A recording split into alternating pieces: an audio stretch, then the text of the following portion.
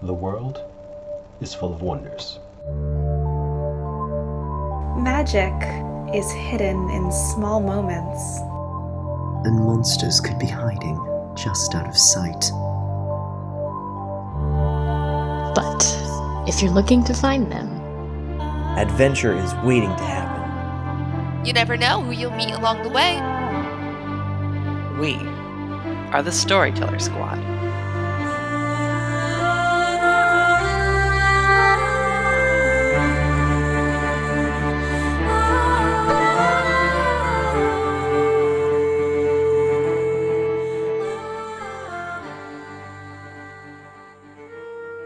Hello, adventurers. Welcome back to the Storyteller Squad. Thanks for joining us for more Monster of the Week.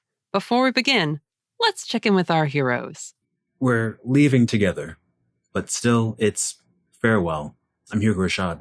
And maybe we'll come back to Earth, who can tell? I'm Agent Lonnie Whittaker. I guess there is no one to blame. We're leaving ground. I'm Raven Eugenia. What is happening? Will things ever be the same again? I'm Damien Edgecrest. I don't know this song. It's the Final countdown. Do-do-do-do. Do-do-do-do-do. Do-do-do-do. It's the only part I actually know. Anyway. Wow. I was not prepared for a coordinated intro by all of you. Keeping you on your toes. I mean, I had stuff prepared for Aidan, but now I have to stay on theme. No, you don't. Do whatever you want. Nope, I'm staying on theme. Let me just double check the lyrics so I don't botch it first and make everything laugh. You can just say it's the final countdown and I'm Aidan Brightwood. Nope. Here we go. Hang on. I didn't know any of the lyrics until today other than it's the final countdown. And this was my idea. I didn't either. I was listening to the song before. Me too. I was like, I'm never going to remember how to sing this. I was like, I know there's more to it than just the chorus. I just came from a voice lesson, so here we go.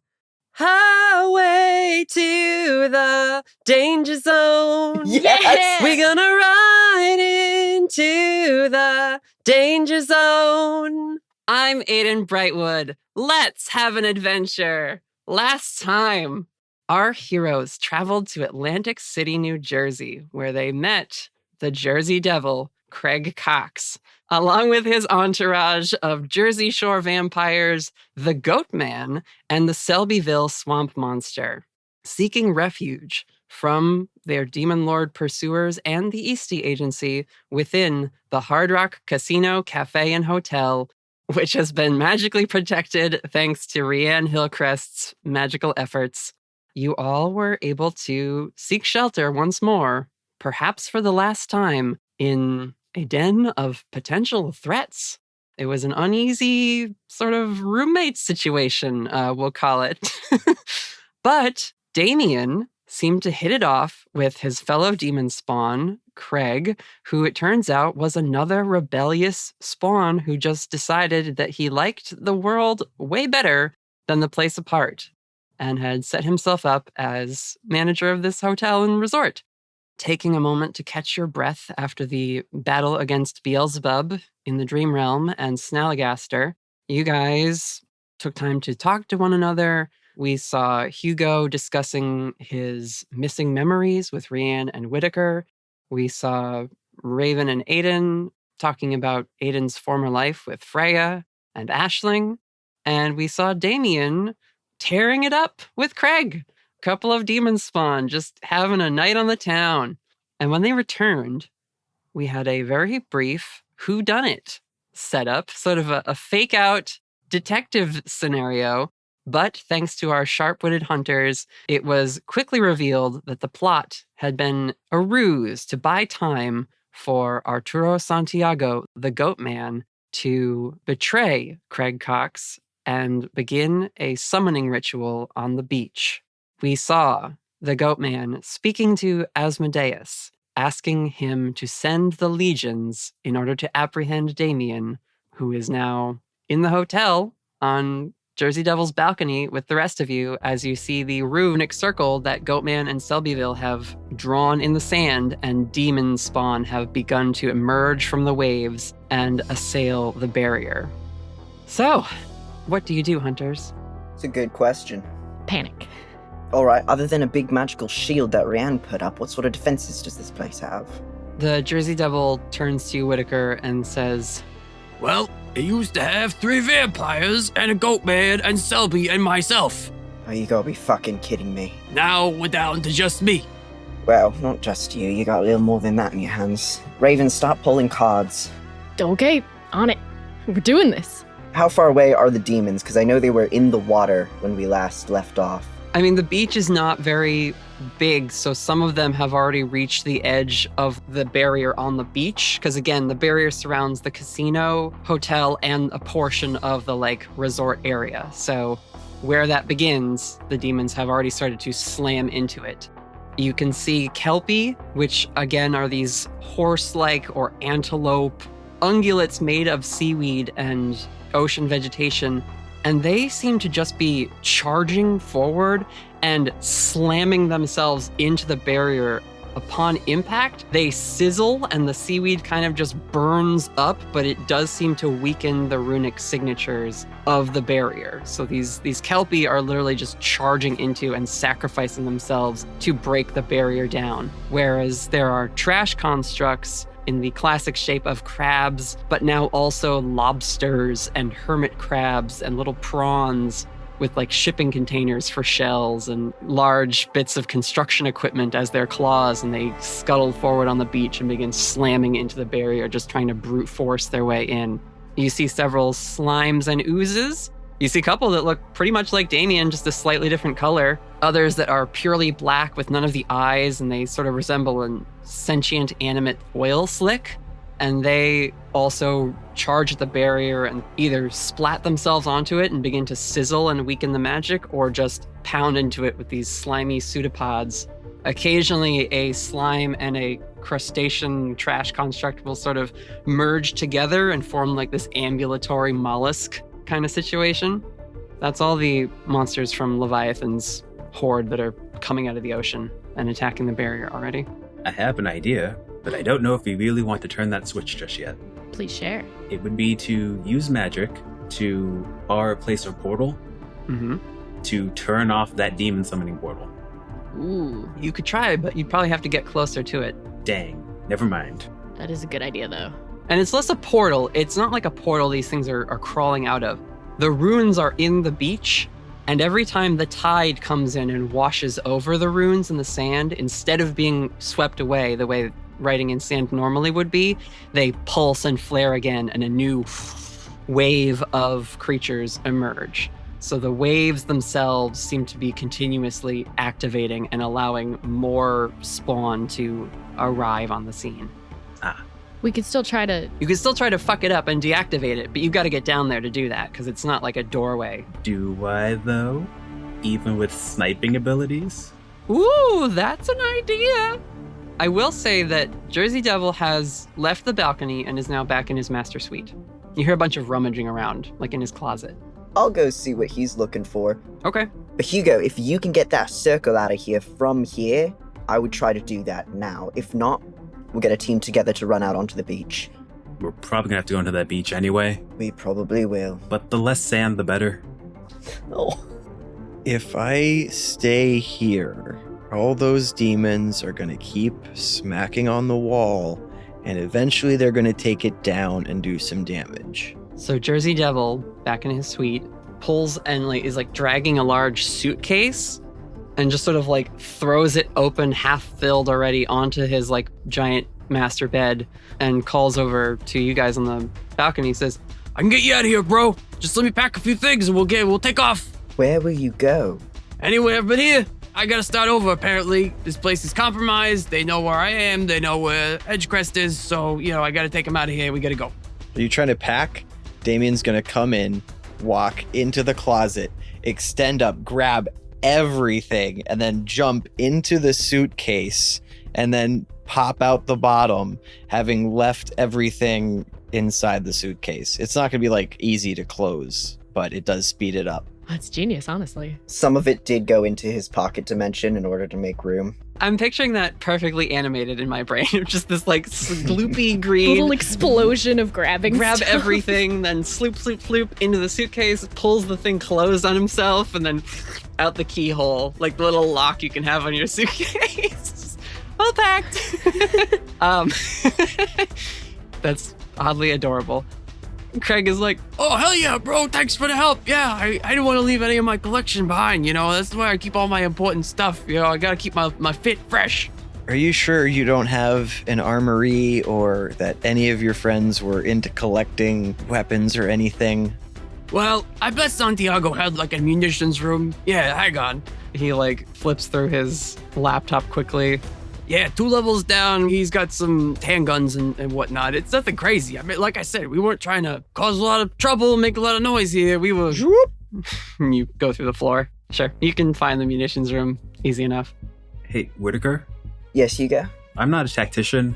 Are we fighting or running? Depends on where Damien's going and where you're going. And he looks at the Jersey Devil. Jersey Devil says, well, I figured we just take off. They're gonna go after the barrier, I can fly, we'll get out of here really quick. They're not going after the barrier, they're going after Damien. Well, yes, but they gotta go through that to get to us, so before they... And Whittaker, read a bad situation. Yeah, my thought is, as soon as they leave, they'll be leaving the barrier, right? Mm-hmm. Let me indeed read a bad situation. There we go. Not great, it's a 7. All right. I get one question. Best way to protect the victims being us and the human occupants of the Hard Rock Cafe Hotel Resort Casino. Okay, specifically the normal people in the city. Yes. Wonderful. Whittaker, you are out on the balcony and you start to hear sirens. Ooh. Just emergency responder sirens. Uh-oh. And if you look down at the barrier, you see the demons still. Every wave that has come in has meant more of them arriving. And you see they are piling up against the barrier like a funnel, sort of, like right at the where they're coming from. They've piled up and then there's, an assault going on against this magic force. But the demons are also starting to spread out and around, and they are encircling the barrier itself and starting to attack people who are standing with cell phones like, oh my God, like people who are just like, I want to film this because this is crazy. And even if you were to glance at like Craig's computer where he's got the security system up, you can see at the front of the hotel where the barrier's other edge ends, you see a manhole cover get lifted and a slime that like made its way through the sewer system and is already like pounding on the front door. Oh shit. Any first responders that begin to arrive and like pull guns out and start firing on these demons are immediately grabbed, pulled in, and devoured. Just eaten by a giant lobster made of trash, absorbed and melted down by an ooze creature. The demons are repowering themselves with these normal people, and now crowds are running and screaming on the beach. Ooh, haunting. And I will mention one more thing as like a little bonus. The waves roll forward, hit the ruins, they pulse again, this time a little more impactful. 2 dark shapes up out of the water and then explode, and 2 wyverns. I think I described them last time, but I'm gonna canonize that they show up now. Sure. Just these pitch black dragons that are essentially, they have the front limbs are also their wings and like tiny back legs and then a long tail and just what looks like a furnace in their chest cavity, which lights up their long reptilian necks, and they just belch out fire and smoke.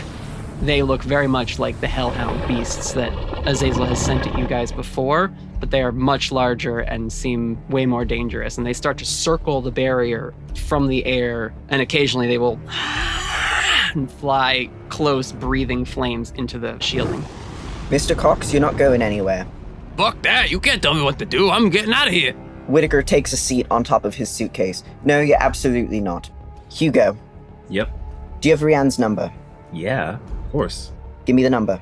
Hands me my phone. I'm calling Rianne. Okay, you call Rian. Ring. He picks it up. Oh my God, dude. Mr. Hillcrest, I need information and I need it immediately. Oh, it's you. is there a way to turn off the barrier and then turn it back on just by, like, sliding a rune out of place and then sliding it back into place without breaking it? You want to deactivate that thing? That's the only thing keeping you guys safe right now. I need to deactivate it very briefly. Yeah, there are runes at the front behind the garden statues. Thank you. Hugo should understand it. Thanks, Rian. Have a good one. What do you guys...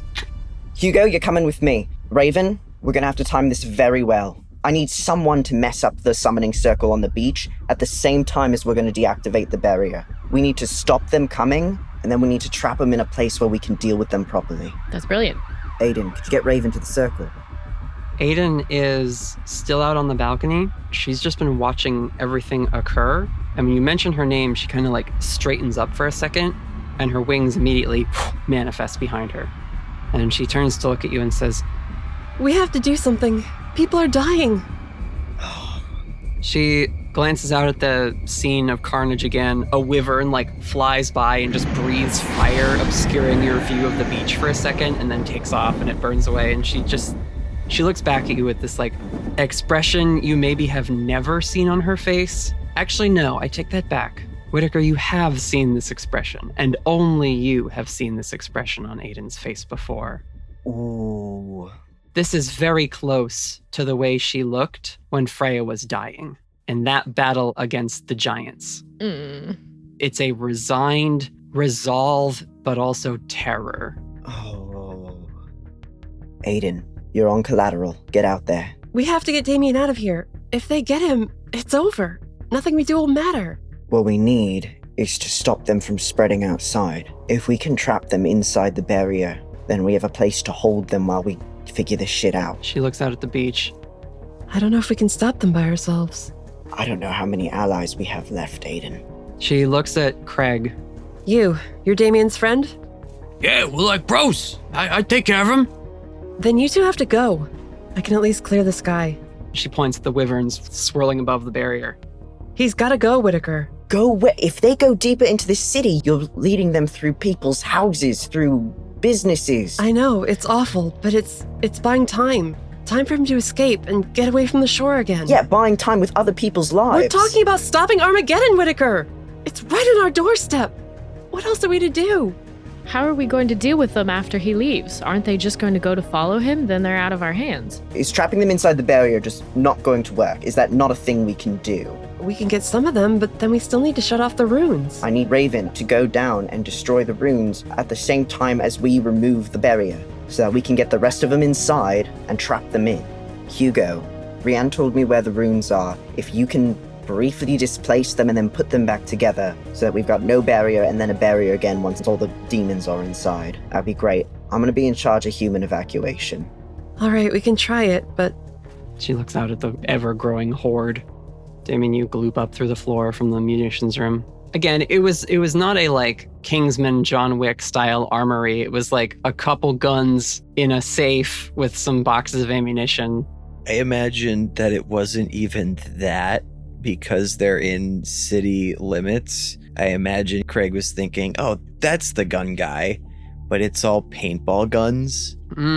So a couple of them are actually pistols, but like the real impressive ones are just got a big tank on top, a cool paint job on the side and the CO2 tanks. So at that point, there's that moment of, this is actually going to be useless.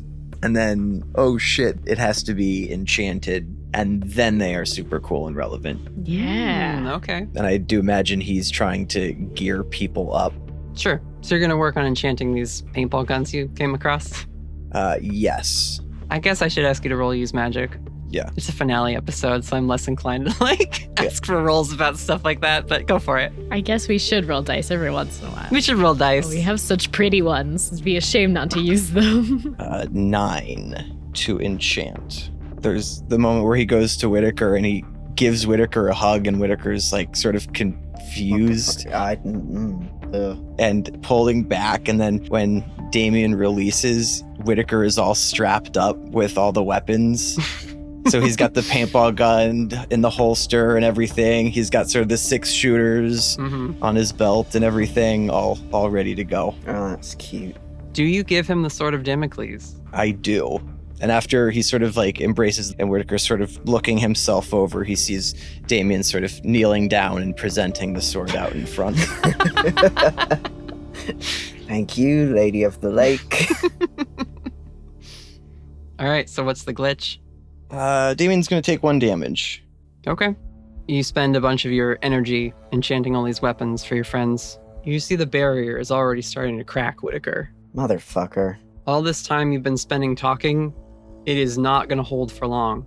And I will say, the waves come in again. The runes at this point are nearly under the water's surface, meaning high tide is coming in and starting to cover them, so it's not so much that the waves are hitting and receding, but they're just on the cusp of being fully just under the water. A big wave comes through and crashes on the beach, and there is a ripple in the sea. Like from your vantage point up here high in the hotel balcony, you see a ripple in the sea like it was a glass of water. And a dark shape starts to form under the water. And rising up slowly because of how massive it is a large jet black sea monster. It looks like something from the deep, deep ocean trenches. It has rows of fanged teeth which jut past where its mouth closes, like those really terrifying viper fish. There are bright orb-like eyes on the front of its face, and all along its body are these glowing ovoid shapes. Hard to tell if they're more eyes or just bioluminescent portions of this thing's anatomy, but it rises up 20, 30 feet in the air, just like the portion of it that comes out of the water, and gives this bellowing. And when it opens its mouth, there's just darkness within. There's no like interior tongue or like esophagus area. It's just nothingness. Fuck. And Aidan, who's been at the balcony this whole time, takes a step back. What the fuck? It's Krumkruik, It's who? Leviathan's general. Oh, shut the fuck up. He's a doorway to the void where her heart should be. Anything he swallows is sent to oblivion. Oh, shit. She looks back at you, Whittaker, and she says, I can't do this on my own. Damien, get out of here. Aidan, who do you want with you? She looks down for a second and she says, All of you and none of you? Yeah, well, you've got all of us, so. We're with you. Jersey Devil walks up to you, Damien. How are you feeling about this? Everyone's telling you to run. Are you fully embracing that idea, or are you less into that? Damien is fine with any and all plans, really. There's no wrong answers here. That being said, ideally, Damien is not a fan of the demons destroying the city. This city is full of all sorts of good entertainment and things to check out that have yet to be checked out. But he does agree with him not being in the city. You don't want all those demons to attack him. Yeah, I think Jersey Devil's like continuing to like check his phone. All right, bro, we really gotta go. Come on. And he spreads his like bat devil wings out, gives him a stretch. He hasn't flown in a while probably, but he's ready to go. Oh, hell yeah. Damien will jump on his back and turn into a little bat. Hey, before you guys go, take some amulets with you, just in case. You give Craig and Damien the last of the 2 amulets. Yeah, feels appropriate. Good luck. You two guys. Craig says, I'll take him out the back way, then we'll head up the interstate. I got buddies in New York. We can hang out. I got this nice little chill spot on Staten Island. It'll be nice. Oh, Staten, it's an island. It's surrounded by water. Oh, yeah, shit, you're right. Probably we should head to, like, Albany or something, like, maybe a little more upstate. Get landlocked immediately. Staten Island, you fucking idiots. It's that good New York holy water, though. It's fine. Oh. Nope, not in the slightest. all right, Damien, you and Craig head out. Everyone else. At this point, the whole club is surrounded. Demons continue to rise out of the ocean. You're now starting to see humanoid demons in like the classic sense. emerging from the waves. Large, horned with teeth and fangs and claws. They're sort of a mix of humanoid and various beasts, similar to like Goatman and Dogman and all the other sort of shifter monsters you guys have been fighting. Some of them just have their natural weapons. Others are carrying these like black iron flaming melee weapons with them. I don't know that there's... Well, actually, Raven, you have the cryptid sighting thing. Oh shit, you're right. I do. I never use it. You take note of any reports of strange creatures. Whenever you first see a new type of creature, you may immediately ask one of the investigate a mystery questions. What can hurt it? What can hurt it? Well, I mean, you know what hurts demons. Yeah, I was hoping there was something new we'd discover this time. Oh, no, not really. Dang it. What can it do? I feel like we kind of know what they can do. What sort of creature is it? We know what kinds of creatures they are. I can flavor that a little bit to be like rolled into Aidan explaining Crom Cruach a bit. She can also tell you that these demons that have more like humanoid anatomy are Asmodeus's soldiers. So the third wave of demonic reinforcements is like arriving now. Okay. All three of the demon lords have representation on the beach now. Ah. Oh, that's delightful. You see Asmodeus's minions, and they range in size. Some are human-sized, others are like large, sort of trollish figures, others are just like small imps. But they're running around and they seem to be like shouting orders and trying to like organize the more monstrous bestial constructs that Azazel and Leviathan have sent. But you guys can take the elevator down. Feels so stupid. Just a short montage of us standing in the elevator waiting. Fucking elevator music is playing. And then the doors open and it's just chaos again. Mm-hmm. Oh my god. Do we still think there's merit to turning the barrier off and turning it back on again? Do we bother? No, not so much. I think it's gonna break anyway. Once it breaks, I don't know if we can put it back up. But if you can stop the demons from arriving, that would be a victory. That would help a lot. Okay. Let's get down there. Let's destroy that summoning circle. I have a call to make. Okay. You guys are in the elevator, and I'll say you like get down to the normal lobby of the hotel, and normal patrons of the place have like barricaded doors and things like that. The four of you step off the elevator. Whittaker needs to make a call and also do evacuation stuff. There's a lot of people in this hotel. Sure, go for it. First things first, he's going to find the nearest security guard. Give me a walkie-talkie. The security are like, several of them have gathered at the door as to form like a first line, but others are just sort of like waiting with people, trying to tell people to calm down, telling them where to go, or like showing people to the exits, that kind of a thing. And the casino, like normal staff are helping with that too, but... Sure. Yeah, what do you say to this guard that you run up to? Is there a planned evacuation route in progress right now? We've been getting people out of the service exit. Slowly, but the demons haven't gotten there yet. Natalie, which side is the service exit? It's towards the street, but it's just like a little door where the staff would come into the place. It's not the big main doors where you would drive up to check into the hotel kind of thing. That already has demons surrounding it and pounding on the barrier. All right. You want me to help speed that up a little? He looks at you covered in like weapons and just says, honestly, with the heat you're packing, we could use you in the front. It's all right. I don't need to go far. And Whittaker pulls a fire alarm. Okay. Sure. Now there is a ringing fire alarm going on and other people scream again. Tables are knocked over as people start to panic and rush towards any door at this point. There's a fire on the beach side of the hotel. Is that understood? The guy just kind of is like, God damn it, fuck you, man, and like runs and just starts directing people towards different exits that are not the beach side of the hotel.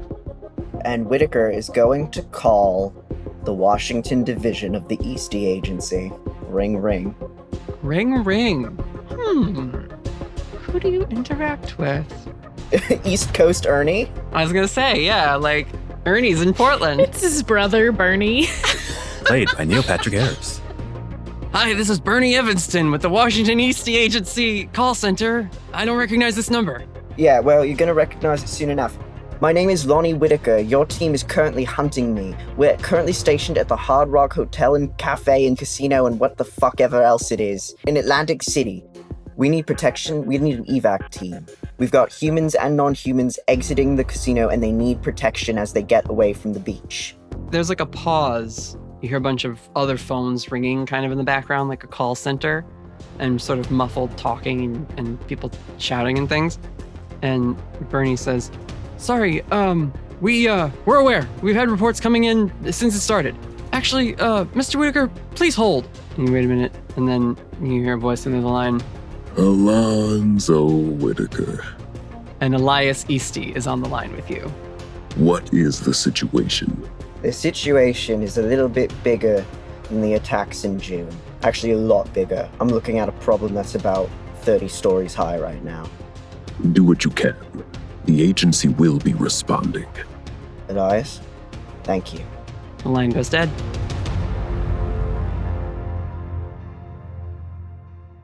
Raven, earlier Whittaker was like, start drawing cards. Do you want to draw a card ahead of time? She definitely pulls her cards out while they're in the elevator and like goes to pull one and then looks around and remembers she's in this tiny space and shouldn't magical girl transformation.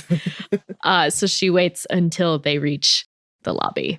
These people have already seen demons, so... Yeah, Aiden's not like glamoring at all. She is fully just her gold wings glowing behind her. Raven pulls a card in the lobby. Okay, roll to use magic. That's a 6. Is it though? Someone want to help out? I don't think Whittaker can. If you don't want to use luck, Aiden could help you out. I don't want to use luck. Save that luck. I will roll to see if she can help you out. Oh boy. Oh no. What'd you roll? An 8. Okay. Not fantastic, but... I thought you were holding your hand up to be like, 1. No, I can't roll a 1. She gives you +1, so you get 7. Okay. So you will get a mix. Mm-hmm. She also gets a mix, though, on that roll, which means she is exposed to trouble or danger. I think we will see that resolve itself when you guys step outside. Oh, I'm sure. There's plenty of trouble or danger for her to get mixed up in. There sure is. She sees you reaching for your deck. Fair to say your hand might be shaking at this point? Oh, yeah. Took the words right out of my mouth. Her hands are shaking. She just pulls you aside for a second. Hey, don't look out there. Just look at me. Her eyes are like still kind of flashing to like the big glass windows and like trying to focus, but still just constantly being distracted by like the screams and growls. Come on, look at me. Mm-hmm. We are going to survive this. You hear me? Yeah. I'm the only celestial on this plane, and I am not going to fail you here. When I step out on that beach, I'm fighting for us and our future. Okay? Okay. She's like welling up a little bit. She's still freaking out a little, but her breathing's a little more calm and she's more focused. She just hugs Aiden tightly, presses their foreheads together quickly for just a moment. She just gives you a kiss on the cheek and says, Get ready. I'll wait for you. And she heads towards the door. Raven like squeezes her hand once before she lets go. Mm-hmm. And then turns to face her back to the windows when she pulls her card. All right. Mixed success. Roll random, and we will see how this goes with the spirit. Okay, that's a 2 on the D4. Okay. Second suit is the water suit. And a 4 on the D10. Luxury. Uh-huh. Which is the shellfish spirit. Oh, nice. All right. How do these always work out so cool? I don't know. Yeah, you enter the void space. You see a little hermit crab just sort of scuttling towards you. I think Raven just laughs out loud for a moment at the absurdity and the chances of having these like crustaceans attacking us. Mm-hmm. And our savior is a tiny little hermit crab. You see this little hermit crab has like a stick they're carrying, and when you start to laugh, they like go up to your like foot and they kind of just whap, and they smack your toe. How dare you? At attention, young lady. I am so sorry. She stands up straight. She knows not to fuck around with these spirits. I know there's a lot of danger outside. I can sense it. Yes, sir. Now you're gonna have to be ready. You think you're ready? What? Yes, sir. You're gonna be going toe-to-toe against these demons with the first light. You're gonna need protection. Luckily, and he smacks his shell with a little stick. I happen to have that in spades. Let's begin. And he kind of just into the shell, which then starts to glow and rises and comes up in front of you and then bursts. And you come out of the void space or the spirit plane, and you flex and feel that you are now covered in this crustacean armor. Ooh. Spiked and plated, but easy to move. Mm-hmm. No hindrance to your movement at all, but every inch of you is covered in these protective shell pieces of armor. She's gonna turn around and look at the rest of the group and kind of knock her knuckles together. Mm-hmm. Let's do this. Hugo? Mm-hmm. You've been kind of quiet. What's your plan? What are you doing to prep? Well, if we have Raven going for the circle, Aidan backing her up, or is Aidan helping the civilians? I'm air support. I have to make sure Craig and Damien make it out of here past the wyverns. Hugo, do you want to be on circles destroying duty or civilian protection duty? You know what? I may as well do both. All right, multitasker. If that's all, you guys can leave the casino and walk out onto the beach. Yeah, with that in place, I guess we'll just go outside then. Okay.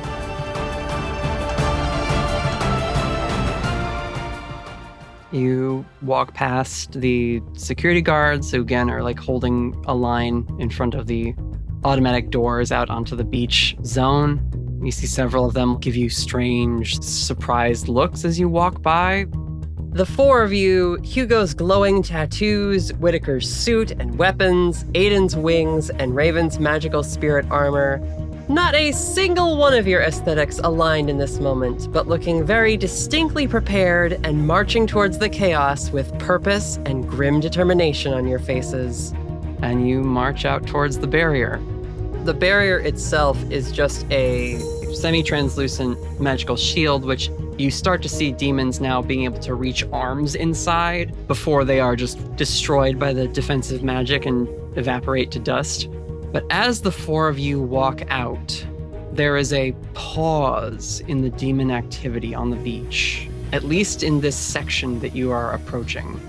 A few of the trash constructs that had been hammering on the barrier stop and move away, and the goat man, with his now flaming skull head and dark suit, approaches the barrier and just stands with his hands folded behind it, and the Selbyville monster clumps up behind him carrying their big bat. Where is Edgecrest? Long gone at this point. Summoned a lot of demons for nothing. It's a shame. I really didn't have anything against the rest of you. So you're gonna keep at it then? There's nothing here for you. Send them back to the ocean. This is the final gambit. If Edgecrest has gone, we will find him once we make sure he is not hiding in there somewhere. Suppose you're gonna have to get through us first then.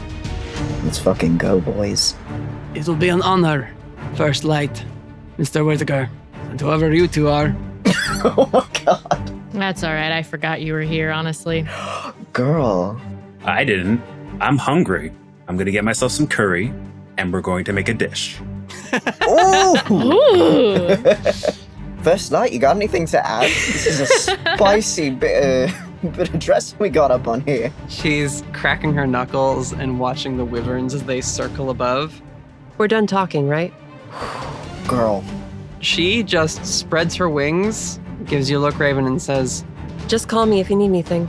I'll be there in a flash."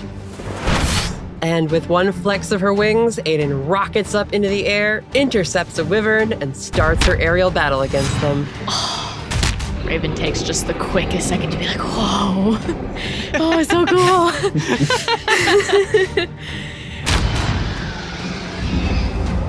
And I think at that point, Santiago snaps his fingers and the assault on the barrier continues, and it does not take long for large orange cracks to appear in its design. And we will cut away on this moment as we start to see pieces of it breaking away and falling.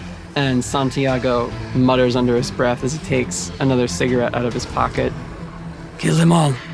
And the demons rush past him.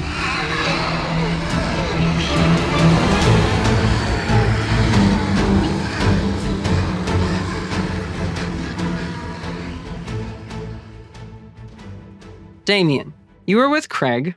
You two have left out the service exit and he is now flying with you, hitching a ride on his back as he carries a big suitcase full of junk and clothes and other things he doesn't really need to be bringing. But, his get out of town quick bag. He doesn't spare time to look back, but he just is sort of talking to you as you fly away. It's just as well, bro. Nobody else would understand you the way I can. We're birds of a feather, you and me. Two anomalies we never should have existed, and now we're friends. Who would have thought?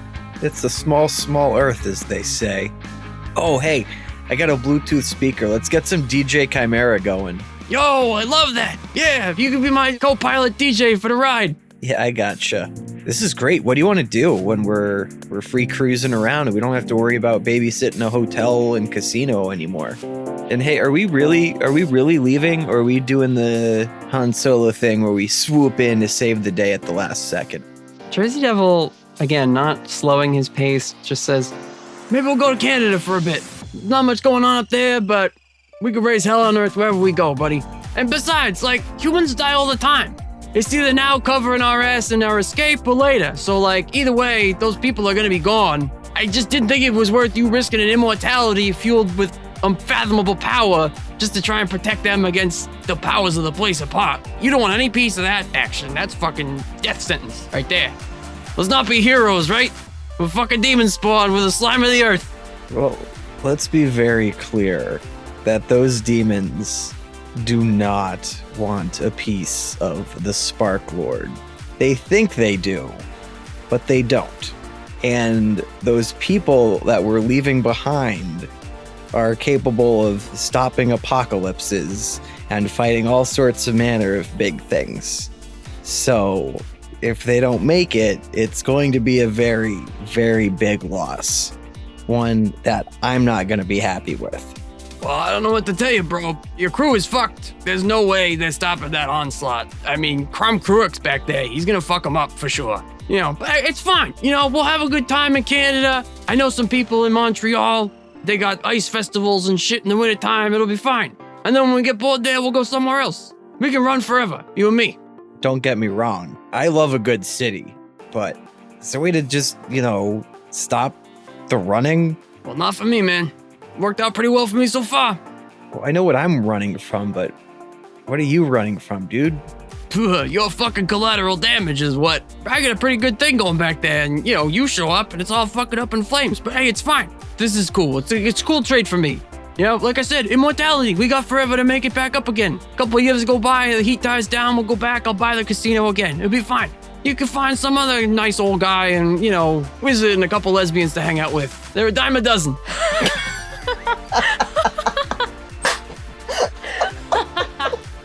You're correct, but you know how hard it is to collect that set of dimes? Years, and I didn't even come close. This is going to be obnoxious. It's going to take me forever to find another crew like that.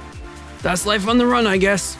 Damien looks over his shoulder at the hotel and the beach in the distance. We see a gloopy eye glancing back at the beach, where you do see the barrier crumble and fall inwards. And at this point, the wyverns start to rake at the building, smashing windows, breathing fire into the different floors of the hotel. And you see a gold light rising like a little firecracker and just impact with one of these dark shapes. And you hear the roar and the chaos and the sirens from the city starting to fade as you fly off in the distance.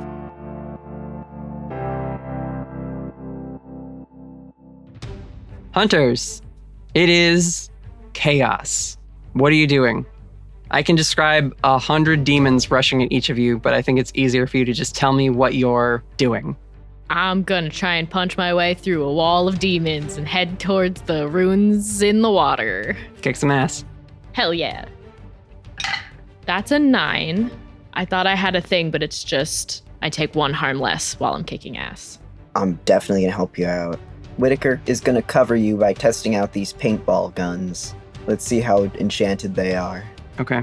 I rolled a 6. Oh no. Man, we are all good rolls tonight. Mm-hmm.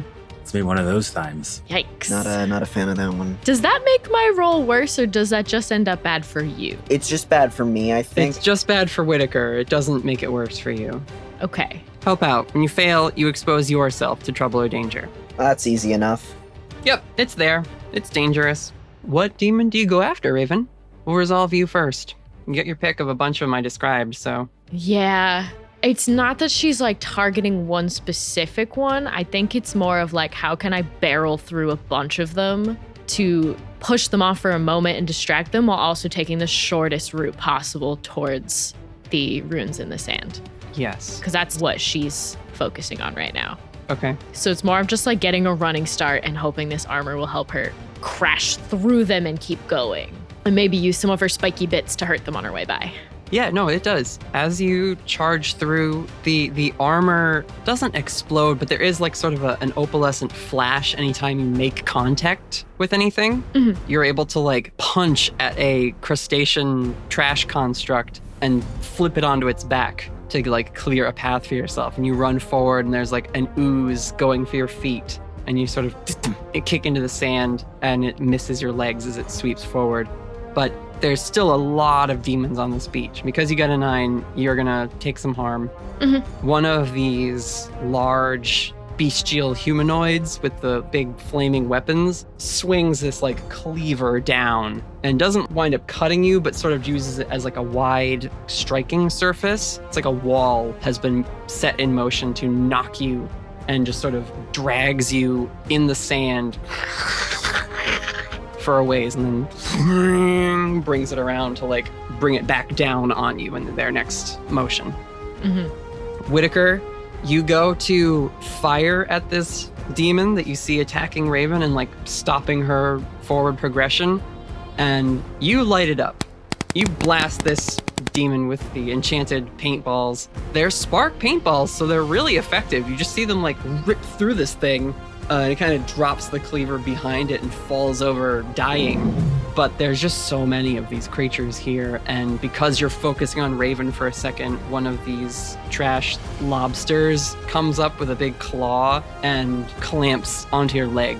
Oh. And, rusted bike spokes and other like junk form the teeth of this claw, and they just like into your leg. Oh, fuck. I hope you're up on your tetanus shots. I was about to say. Yeah, for 3 harm. Oof. 3 harm. That's chunky. Well, I can reduce some of it, right? I can reduce. Mm-hmm. Did I take any harm from my kick some ass? Yes, that cleaver, I will say, it's like 5. Oh my god. Okay. You have the crustacean armor, so you have 2 points of armor right now. Is it 2 points from the crustacean armor? Yes. Okay, so then I only take 2 harm because I also have prepared to defend. Correct. Which means I take 1 less when I am kicking ass or protecting someone. Mm-hmm. Okay, that's a little better than 5. Spicy Christ. The spiciest. It's a demon assault. Mm-hmm. Only the spiciest. Hugo, what are you doing? Your friends are getting hurt. I got 2 plans, where one of the plans is going to prep the other one. Mm-hmm. So first, Hugo is going to activate his tattoos to run really, really fast to pick up Raven and drop her off as close to the water's edge where the room part is as possible, while also making a very specific pattern in the way that he's running. Okay. Your super speed is an act under pressure roll. Unless you want to flavor it as like do something beyond human limitation, then it would be weird. Do something beyond human limitation because that actually gets a +2 to its usage. So technically +5. Wow. What? Yeah, go for it. Because we have the practitioner along with when using the tattoo to specifically try to get somewhere really quickly. Mm-hmm. Whoa. Very cool. Very cool until it doesn't work, so. I mean, you can't fail now. The worst that can happen in this case is a mix. Oh, yeah. Sometimes that's just as bad, though. 14. God diggity damn. Super speed Hugo, your tattoos light up and you rush over to where Raven is like getting out of the sand and just sort of like hand behind her head so she doesn't get whiplash and snipe speed. Footwork. Oh, nice! Yeah, you fucking speed your way past all the demons, just avoiding confronting them at all. And you wind up splashing into the water. The runes are now under the water as the high tide continues to rise. but it's only like a few inches deep. But you can see the runes in the sand are glowing like there's magma in them. Fully activated now because they're submerged in the salt water. And now he's going to protect Raven as Raven does whatever she needs to do. Sure, okay. I'm going to say that Aidan will get around up in the sky with the wyverns. Let's see how she does. That's a 9 for her, kick some ass. We see a wyvern tear open a side of the casino wall, and we see people who have still not left their room shrieking in fear and terror in like the bathroom as like part of their room is just ripped away, and this dragon screaming at them with the heat off its breath, just immediately lighting the wallpaper and the rug on fire. It goes to snap forward, and a like golden rocket a little ways off to the side comes through, and we get a like slow motion shot of Aidan just punching this dragon's face. Her gold wings supercharging this attack where she forces it off the building and drives it away from this open area so those people maybe have a chance to escape.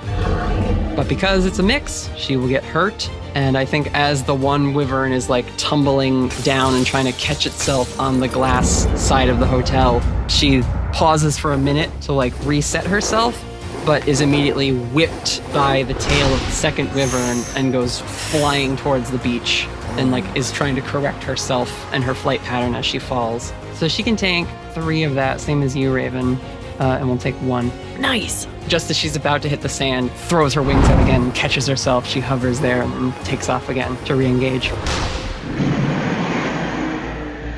Raven, you're in front of the glyphs. Raven is, when Hugo sets her down, she's going to give his arm a little squeeze as a thank you, and then immediately like drop to her knees in the water and just sink her hands down into the sand where the runes are. Mm-hmm. I'm trying to figure out, she's going to use magic.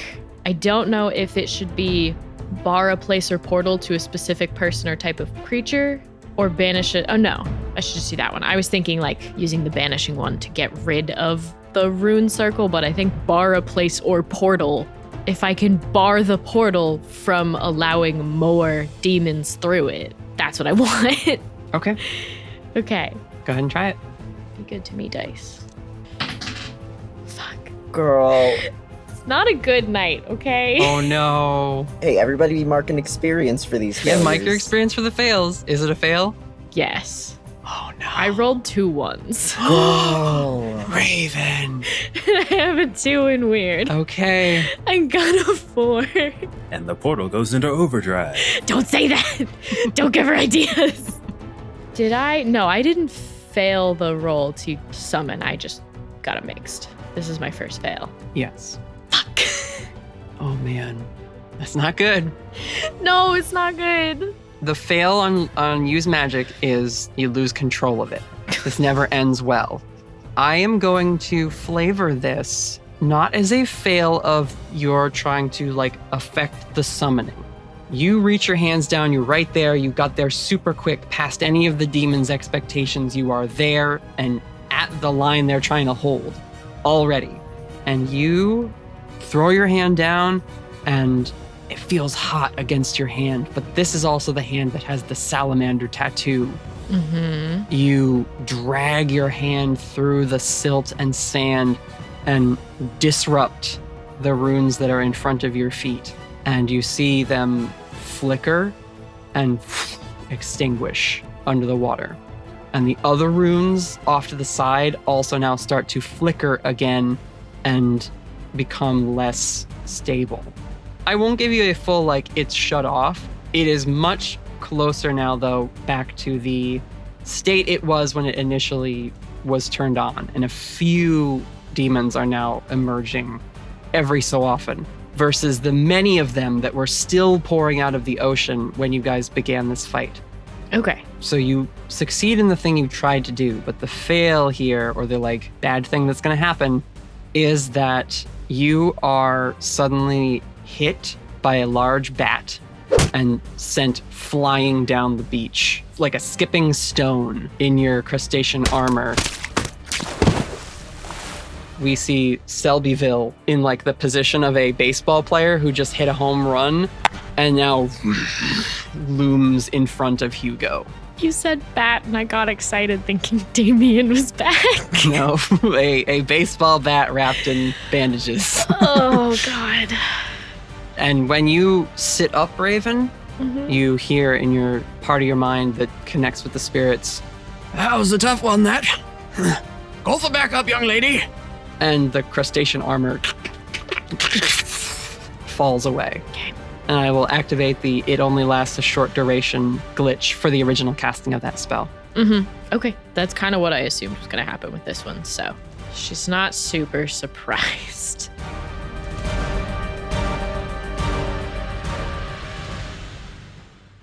So, Whittaker or Hugo, what are you doing? Hugo, you got Selbyville in front of you. Yep. Yeah, you want to go toe-to-toe? Absolutely not. You might have to. You might not have a choice. I mean, it's him or the 8 other demons surrounding you, so... Save my ass, Hugo. I can try to be cavalry for you. Well, Whittaker, you're in the clutches of a lobster construct, so... Yeah, give me like 1 second with that. That's fine. Okay. I'll get out of that. That's no issue. Get out of it. Make that your thing. You want to act under pressure? I would love to act under pressure. Thank you very much. Free yourself from a lobster claw? Let's do that. I like the idea that all the like lobsters and crustaceans, like some of their legs are just bent street signs and like broken fence posts and stuff. Ooh, I do like that.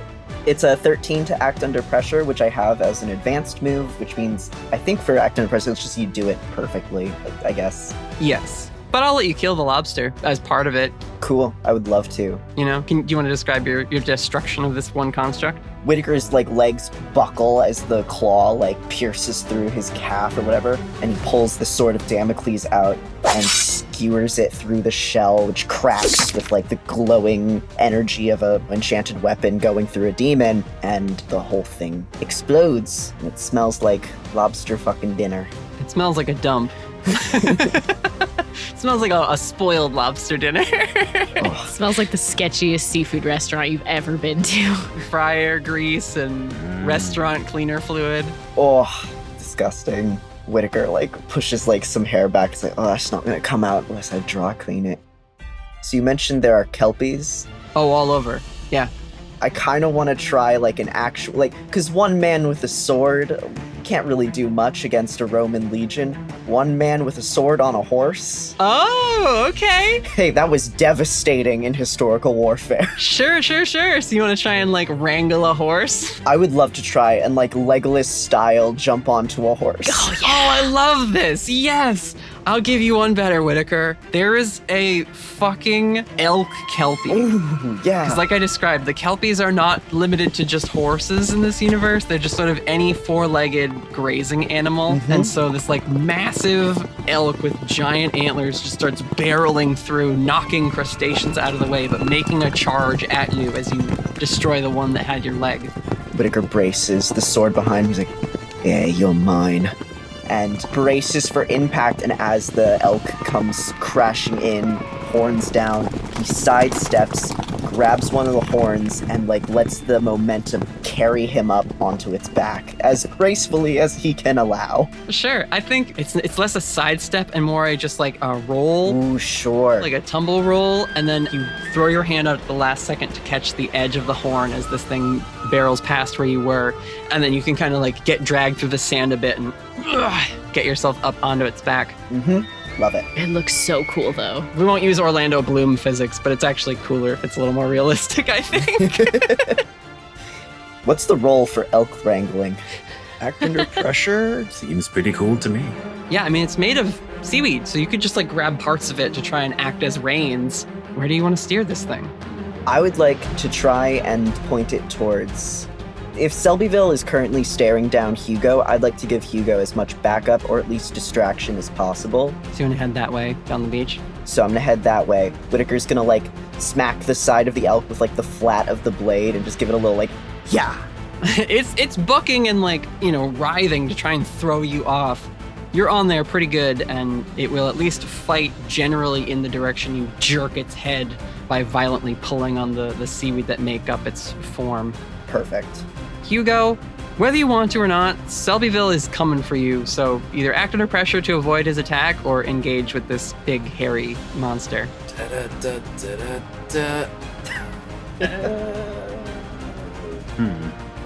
You know what? It worked a long time ago. It'll work now. Ice wall. Ooh, okay. You see Selbyville rearing back to like slam you into the ground with one of his big massive fists. Roll to use a wall. Is that technically a combat magic? Yeah, it's combat magic wall plus ice. Okay, 12. Wait a second. Do I have that checked off?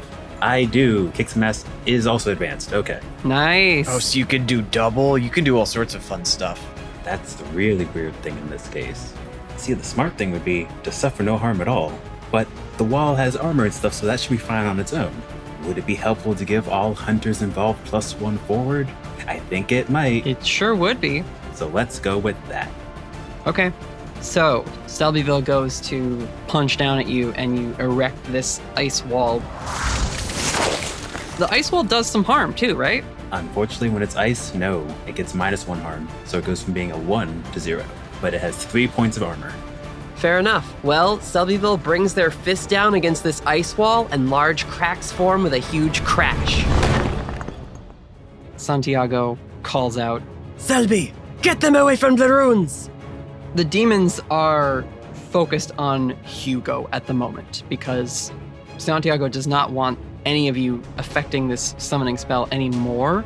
So the rest of you have a moment to catch your footing as that voice rings out and all the demons kind of shift their attention briefly to the edge of the water. That's actually kind of perfect because that's what he wants. And Hugo, the ice does provide armor, but Selbyville rears back again and punches through the ice wall. And I'm saying like his fist attack being 4, this is the one that gets through the 3 armor of the ice. But that's okay because we have enchanted clothing in the form of a tattoo, so it's -1 harm. Nice. So he punches through and you do get like pushed into the water, but he pulls his fist away and you are just unfazed as your tattoos glow full of power. Hooray. I want to try something, but I don't know if it's allowed. What do you want to try? Dude, I fucking jumped on a Kelpie. You can do anything. That's true. It's final battle, baby. I know. Okay, so I was thinking about how in the past, I think there's been at least one time where Raven has like pulled a card and then while still using that power, pulled a second card. Correct. I think I want to skip the first part and just pull 2 at the same time. Fuck yeah, let's go. Let's go. Baby, pull 3. Pull 3. Hey, I thought about 3 and that felt greedy, so I want to try 2. Raven, it's time to play a little 52 pickup. Just throws them all. It's up to you. Whatever you want to do, you can try it.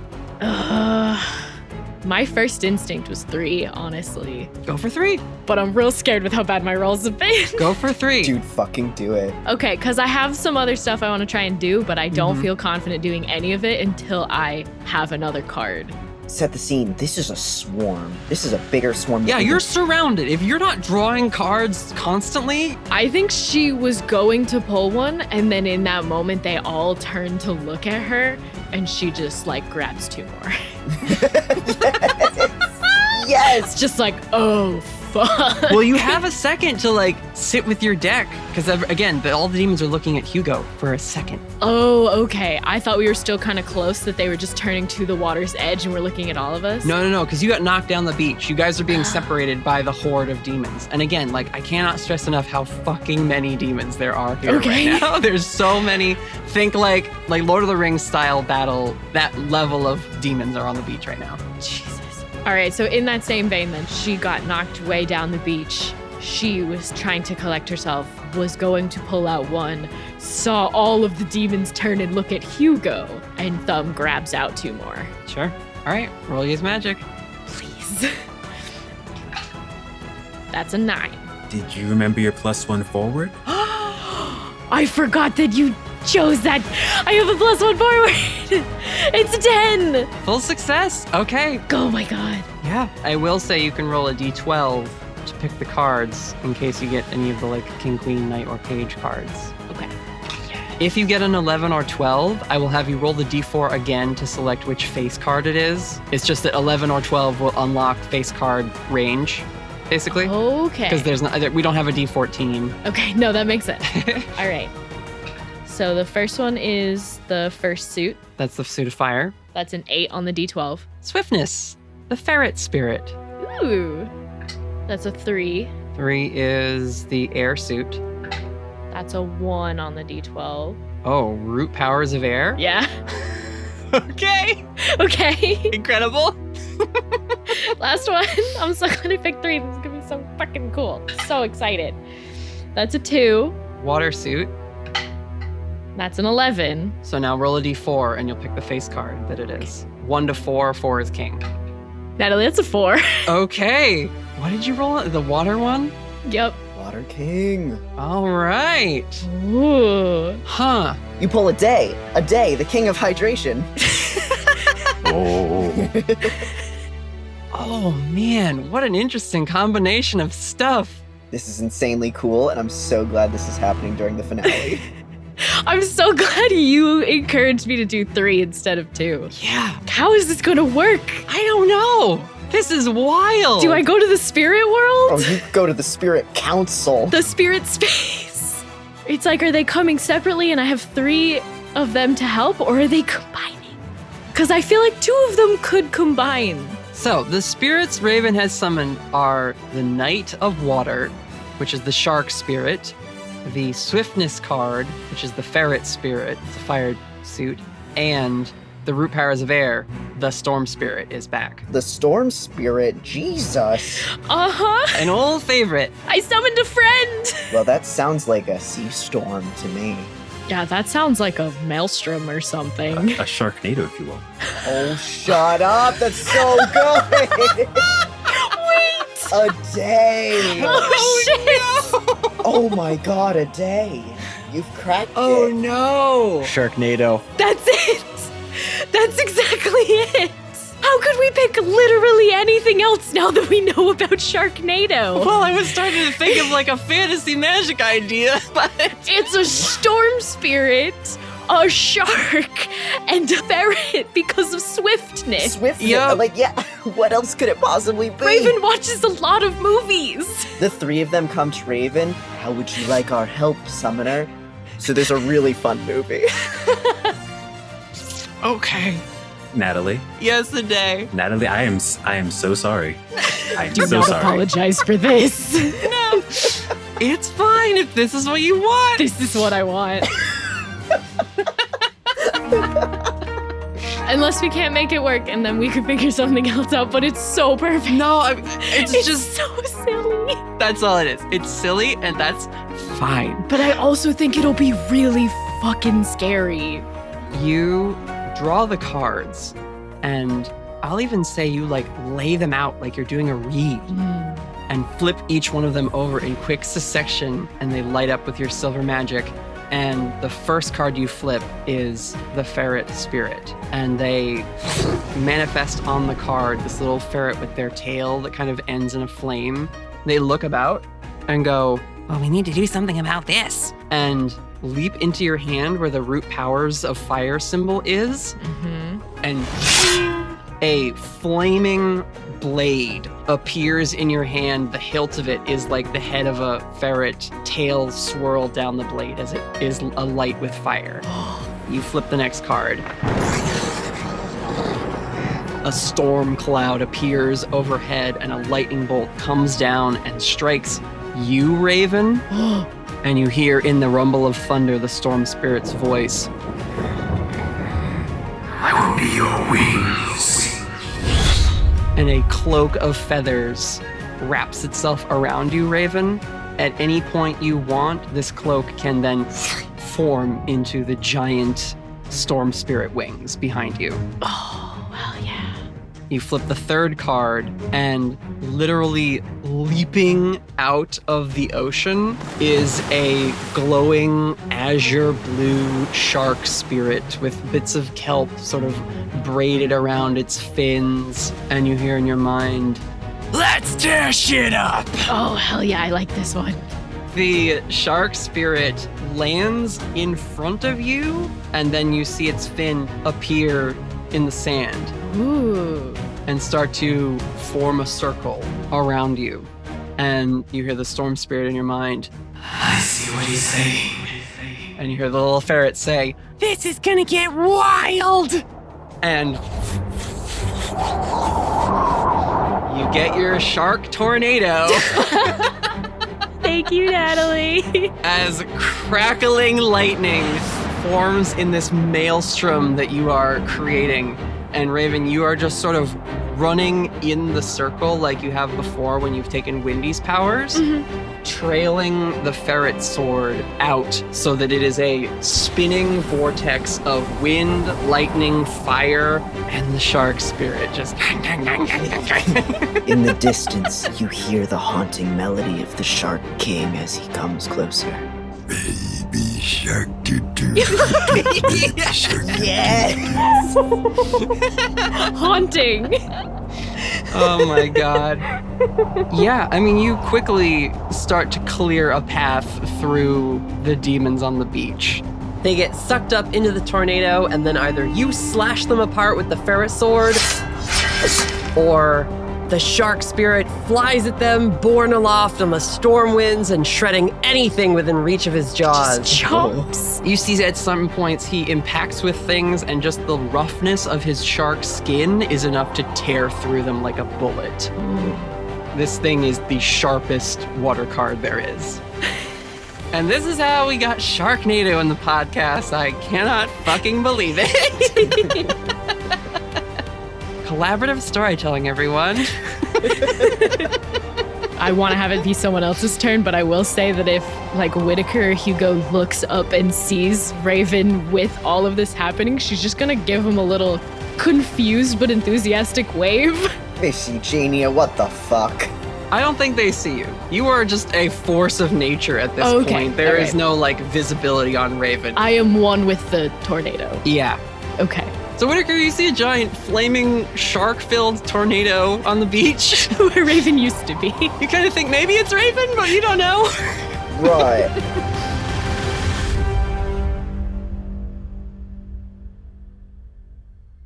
Either way, you're riding the Kelpie. Selby is now cut off from me by a wall of ice. No, he shattered it. Oh, he shattered it. It was like a quick defensive thing, not like a big barrier. All right. Is Goatman still around? What's he up to? He's running towards Hugo. Oh. Because he wants to stop the runes from being messed with anymore. You want to engage with him? I would love to engage with Goatman and stop him from getting to Hugo, yes. Kick some ass. Let's fucking go. You have not spent your +1 forward, so you get a +1 to whatever this roll is. And I also get a +1 from what doesn't kill me, so it is 2d6 + 4. Wow. Still only got a 9, which is... It's fine. It's fine. Alright, gonna yank that Kelpie in his direction and hope that I get a good swipe either with the antlers or the sword or both. I think you're definitely able to intercept, right? You bowl over a couple more constructs, the Kelpie maybe squashes an imp with one of its big vegetation hooves, and you do manage to get it to, like, trample Goatman. Now, it's gonna keep going. Do you hop off to then engage Goatman yourself, or are you just gonna try and hit him once and keep going with your ride?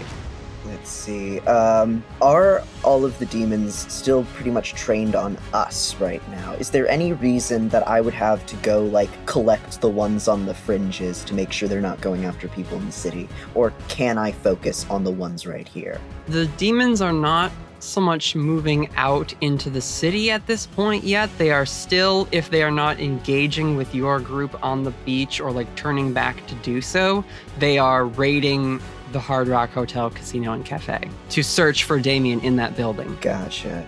All right.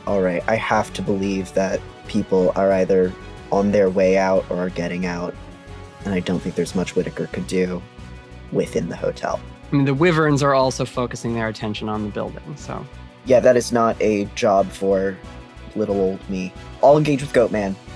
Okay. Yeah, I think it's fair because this is a kick some ass roll and you're going to take some harm that, like, you do trample Goatman with the Kelpie, but then it, like, finally does buck you off. And you maybe hit the ground hard. And at that point, Goatman will scramble and just, like, tackle you to start engaging with you. Sure. Is his head still on fire? Yes. It is still skeletal and on fire. Oh, fun. Whittaker starts swinging. Yep. You will take, let's say, 4 harm all day from getting tossed around by this Kelpie. Harm. And then Goatman, like, coming at you with fists and punching at you. Oh, that's 4 for both of them. Like a combo, yeah. We can lower that down to 3. I am unstable, as you might expect. So Whittaker is looking a little rough. Do you say anything to Goatman as you engage? Call them off. You're wasting your... You're wasting your fucking time. We will never run out of time. Wherever Edgecrest is, we will find him eventually. Your time is running out. And you guys wrestle in the sand. Hugo. Hello. Selbyville's still on you. They're going to swing at you again. And I will say, Crom Cruick is approaching the shore. The giant sea serpent. So, Natalie, when it comes to using big magic, what kind of things do you think are necessary to make an extremely large vanishing circle? More things than you would be able to set up while being assailed by innumerous demons. Cool. In that case, we're going to be blasting Selby. Okay. When it comes to big magic, think more rituals and like prepared casting as opposed to in the moment. And usually you can't do it by yourself. That makes sense. Let us try a blast of lightning. Okay. And see how that will work. That's not good at all. That's a 5. Hugo. When you fail a kick some ass roll, you get your ass kicked instead. Mm-hmm. You blast at Selbyville with this lightning. It burns away some of their fur, but underneath you see their like dark hide is not really all that charred. Or if it is, it's hard to tell because again, they have like dark skin under the white fur, like a polar bear. You throw your hands forward and electrify the Selbyville monster, thinking that will like stop their attack. And while I'll say it does damage them some, it does not slow them down at all. Their muscles are filled with enough their own raw biological energy that the lightning does not seize them up the way it would any other creature. And they knock you into the ground and then step on you with one of their large feet. Oof. And you will take 5 harm. That is painful. On the plus side, it's only 4 harm. On the downside, it's only 4 harm. Yeah. At least I didn't get knocked into the water. You are kind of fighting in the water at this point, splashing around in the shallows of the water as it comes in. Ooh, you know what? I'll say, because it's a fail, you are trapped under their foot for a second. And the trauma starts to set back in. You're going to have to fight your way off or get some help. Got it. Who's helping Hugo? I'm also trapped under a hoof right now. Oh, that's right. You are engaged. Raven, you're a tornado. So I don't know if I would see that happen. Probably not. It's just a mass of swarming bodies. Oh, no. Hugo, you see as Selbyville has you pinned, Crom Cruick, their large toothed maw starting to raise above where you and Selbyville are.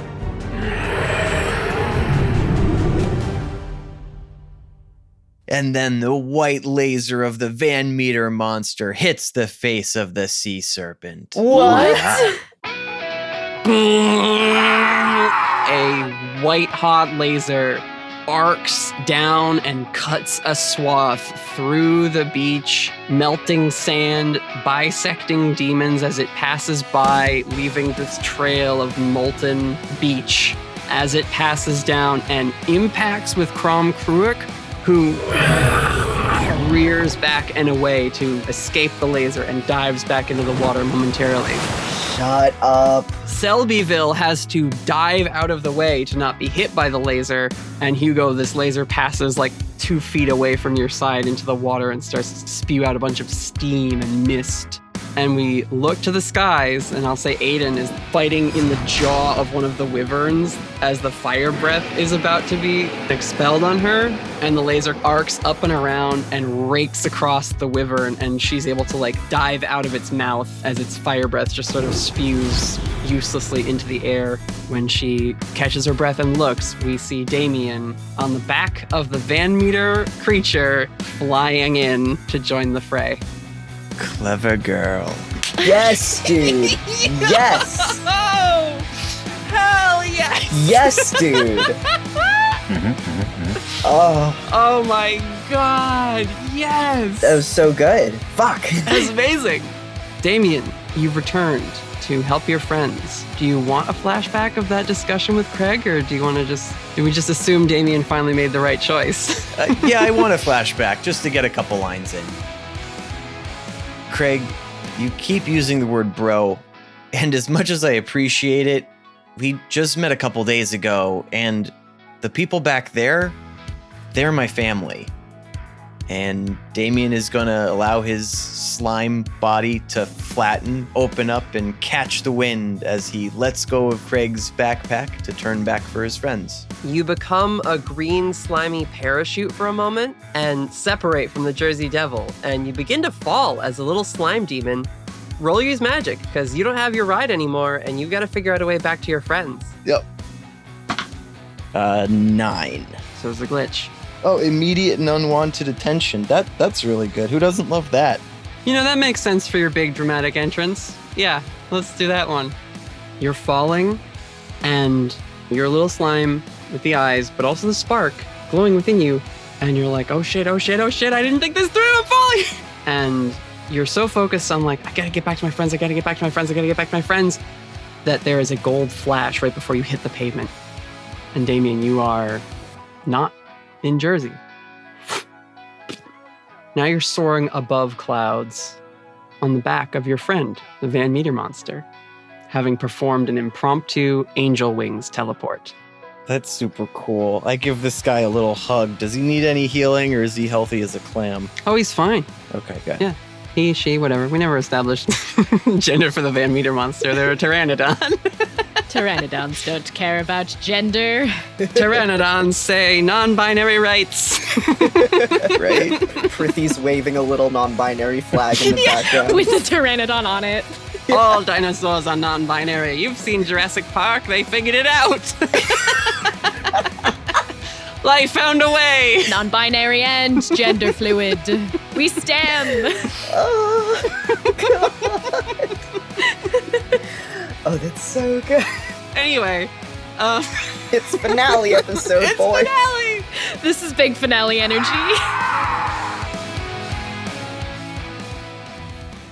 So Damien, you quickly explain like, I gotta get back to my friends. They're in trouble, blah, blah, blah. And Van Meter says, My friend, what can I do to help?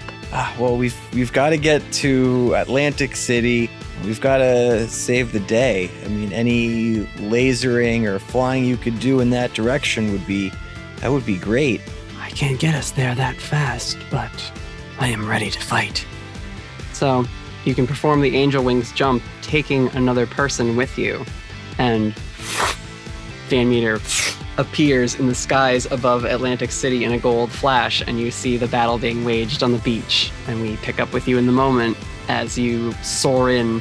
What form is Damien in on the back of Van Meter? I have an idea if you don't have anything. Oh, I love crowdsourcing ideas. With the Jurassic Park references, I feel like Damien looks like a stunt double of one of the actors from Jurassic Park. Jeff Goldblum's stunt double.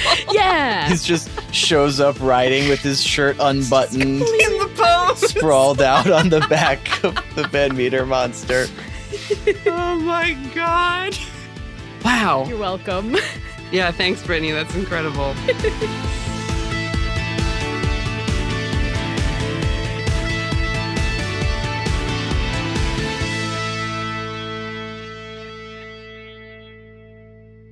Hello, adventurers. It's our Season 2 finale. What an absolutely wild ride it's been. There's still a bit more to go, so let's do the mid-reel quick. You already know how we appreciate your support and engagement for our Patreon, socials, and all the reviews you've left us. But I have some exciting news to share with you all today. This Season 2 finale of the Storyteller Squad is sponsored by Many Worlds Tavern. Many Worlds Tavern is an online coffee and tea company offering a wide range of coffee roasts and tea blends for your game night, morning routine, or whenever a cozy drink is just what you need. The brews and blends from Many Worlds Tavern can help you and your players stay focused, energized, and transported via aromas and flavors to the different settings of your tabletop games. You can find a link to their store in the episode show notes. I'm a tea girl myself, and I've tried a bunch of the flavors Many Worlds offers. My favorites by far are their peach white tea, nectarine stream, and their gentle masala chai, spiced sands. Nectarine Stream is light, amazingly fragrant, and low caffeine, so it doesn't keep me up or trigger my anxiety when I just want something to help me be a little more alert. The spiced sands blend is subtler than other chai I've had, but I like a gentler beverage for sipping while I work, so it's perfect for me. I find both are best with a little sweetener, but I like things just slightly sweet. These blends have helped me get through some stressful days and plenty of late nights of editing. But that's just how I enjoy caffeine. Many Worlds Tavern is here to provide for those of you who love to get your heart racing and want something more exciting than just another bag of coffee. Their flagship product, Treasured Realm, features a limited release of new single-origin coffee roast on the first of each month. Each order comes with a numbered card, a limited edition sticker, a fully illustrated D&D 5e magic item, and a set of dice. You can order as a single purchase or subscribe and build up your treasured collection as they come out. Y'all, you gotta check out our friends at Many Worlds. Their aesthetic and mission are such a refreshing and positive vibe within the TTRPG community. If you're here because you enjoy our lo-fi fantasy energy, you're going to fall in love with this brand. Their Giving Back program donates $1 from every sold bag to support gaming-related nonprofits.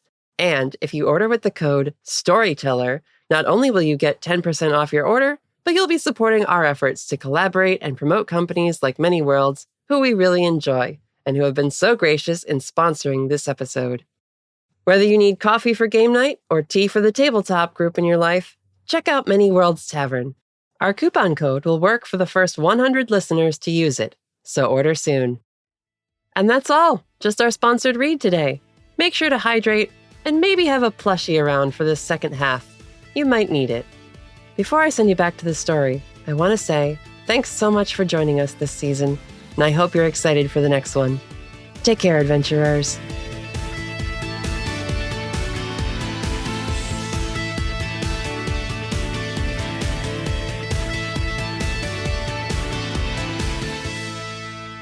So you arrive, you do this laser beam, you help save Hugo, but you're exposed to immediate attention and danger. And I will say that the wyverns quickly leave their interest in the casino. Draconic eyes lock on you and they take off. And one of them very quickly impacts with Van Meter and they begin an aerial, free fall fight, snapping and biting at each other.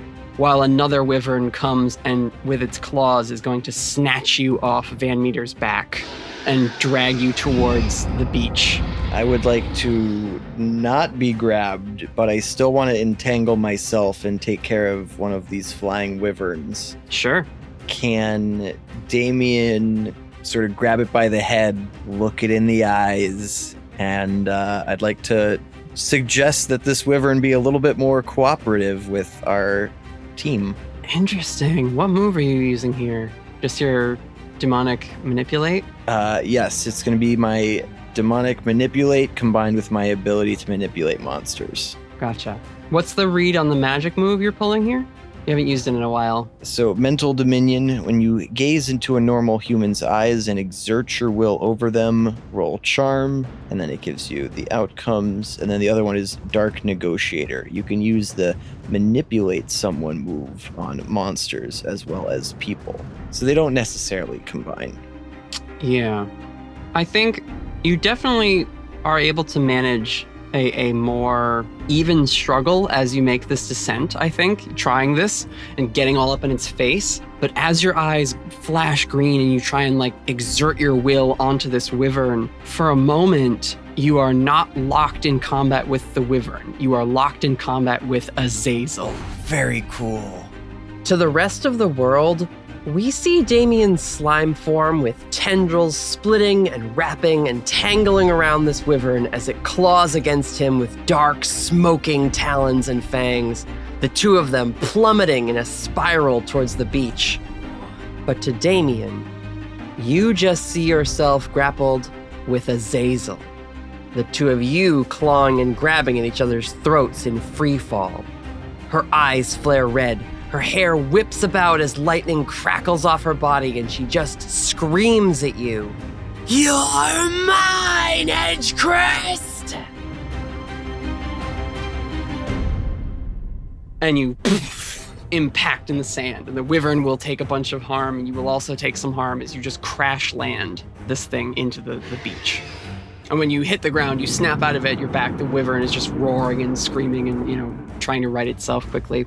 4 harm for plummeting from the sky. Can I life drain something? There's plenty of demons around. You could try. Let's kick some ass, right? Let's kick some ass. Okay. Everyone, Damien has returned, and he's fucking shit up. He's kicking some ass.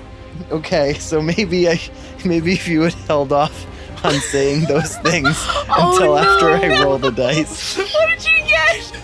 There's 3 on the dice, plus 1 tough is 4, plus 1 ongoing is 5. Uh-huh. Oh, so we couldn't even help. Or could we? Well, Hugo, you've got advanced help out.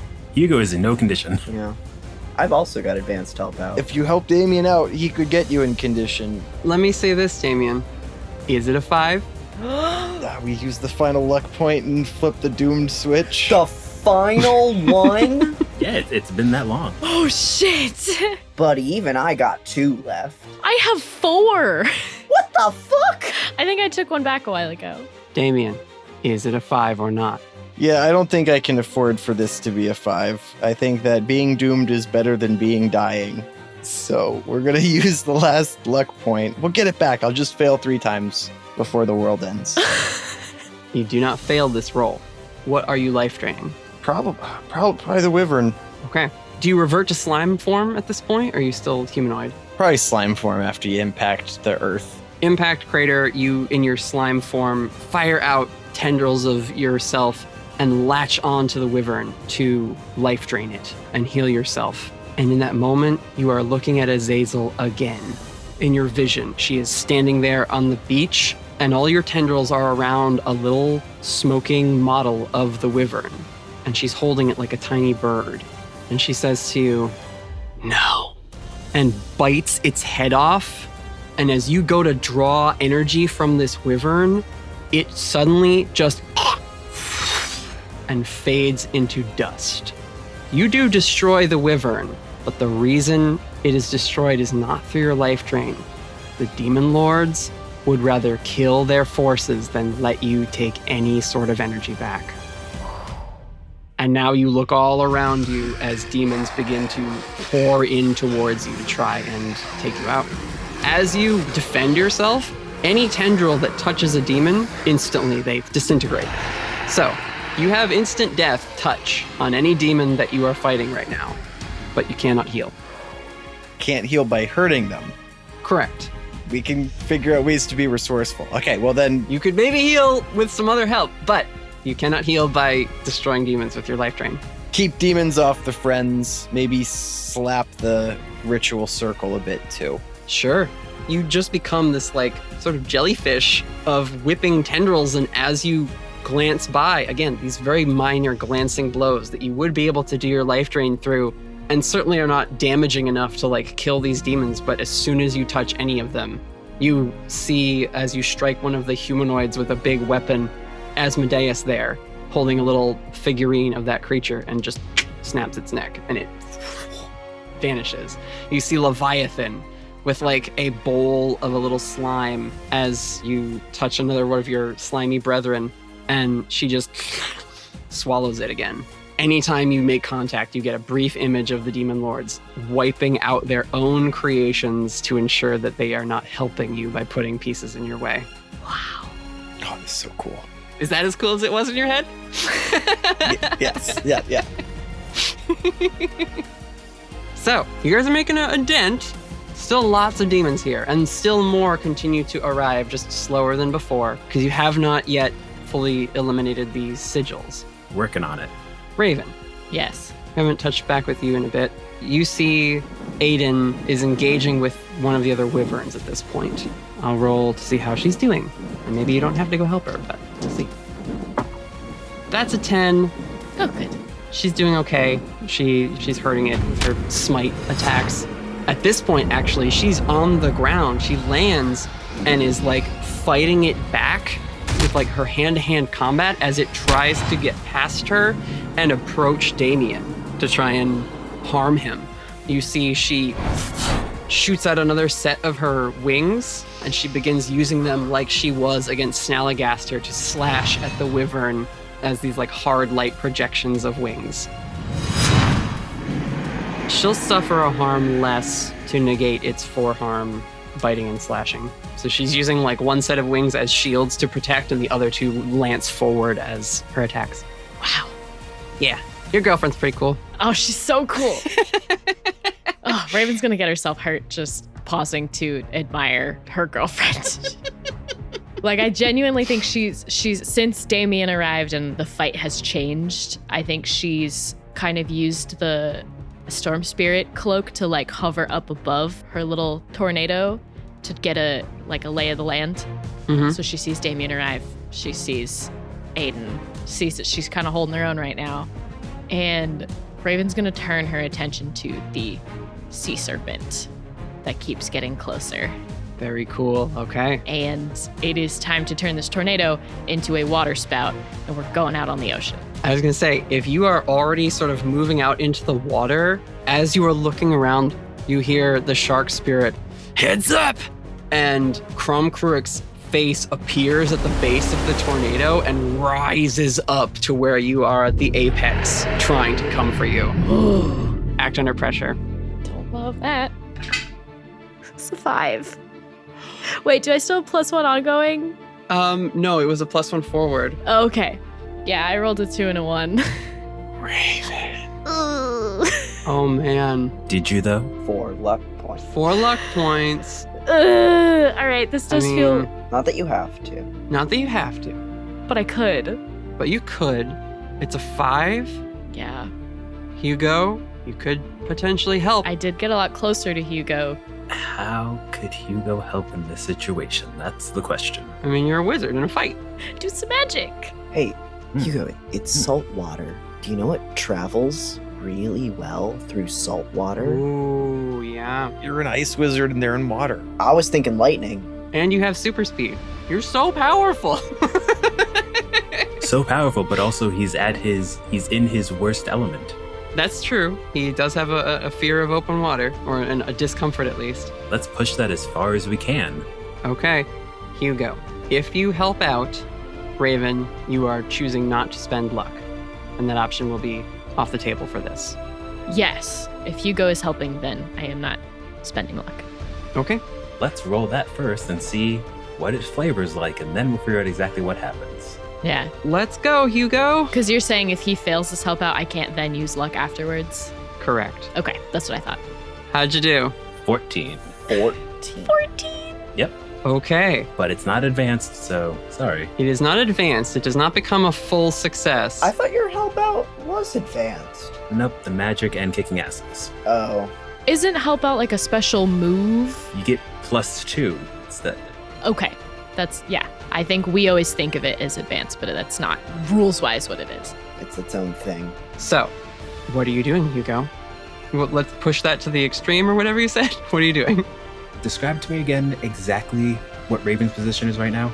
Raven is above her tornado, having risen up out of it, and Kromkruik, you can see its dark, snaking shape in the water, is rising up through the center of the eye of this tornado to try and swallow her.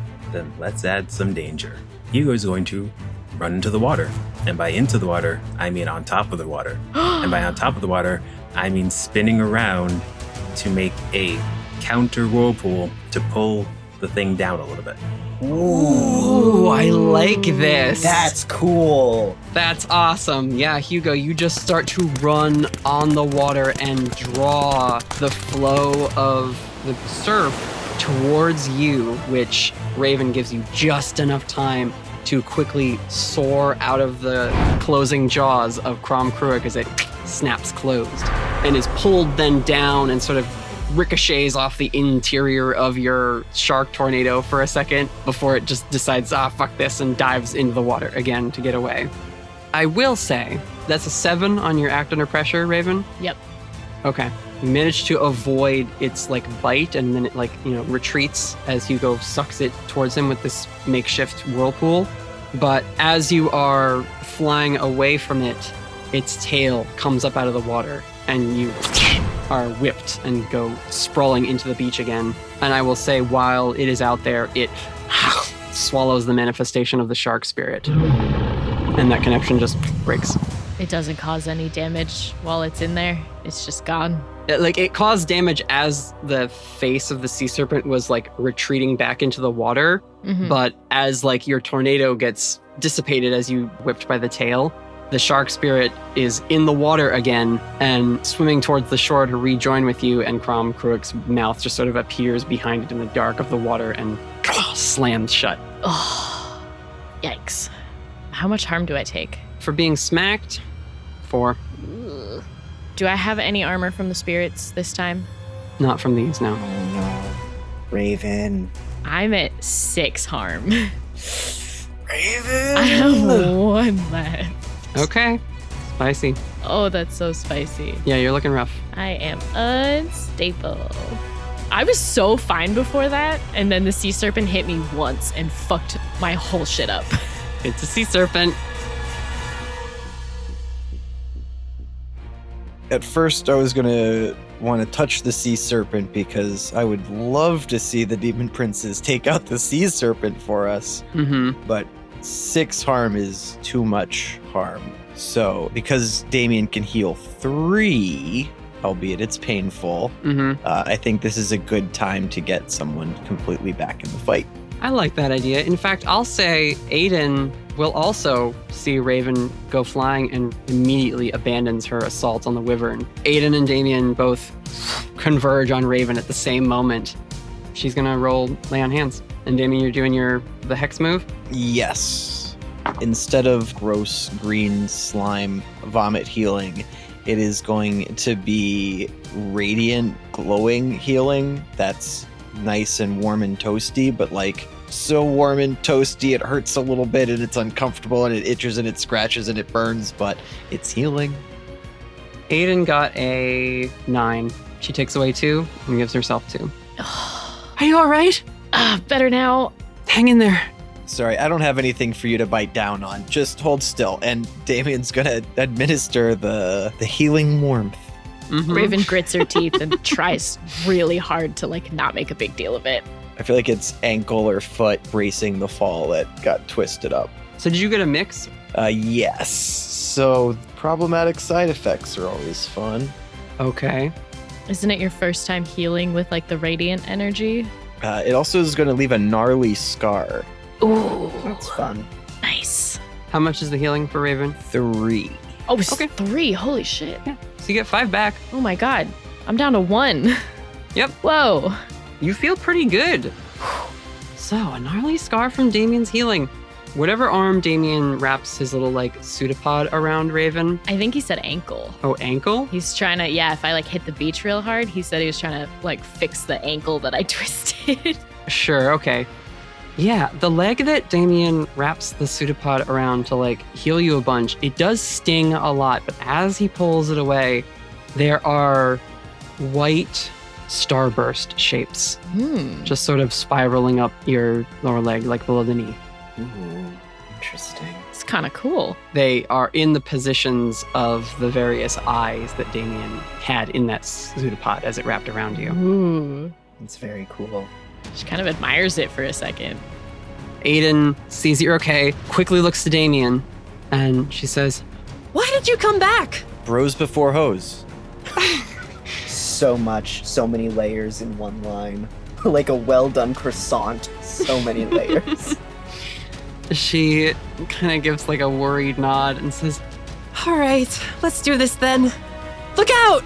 And she pushes past you and Raven, and she spreads all her wings out suddenly and spins around in order to deflect another blast of wyvern fire from hitting the group of you.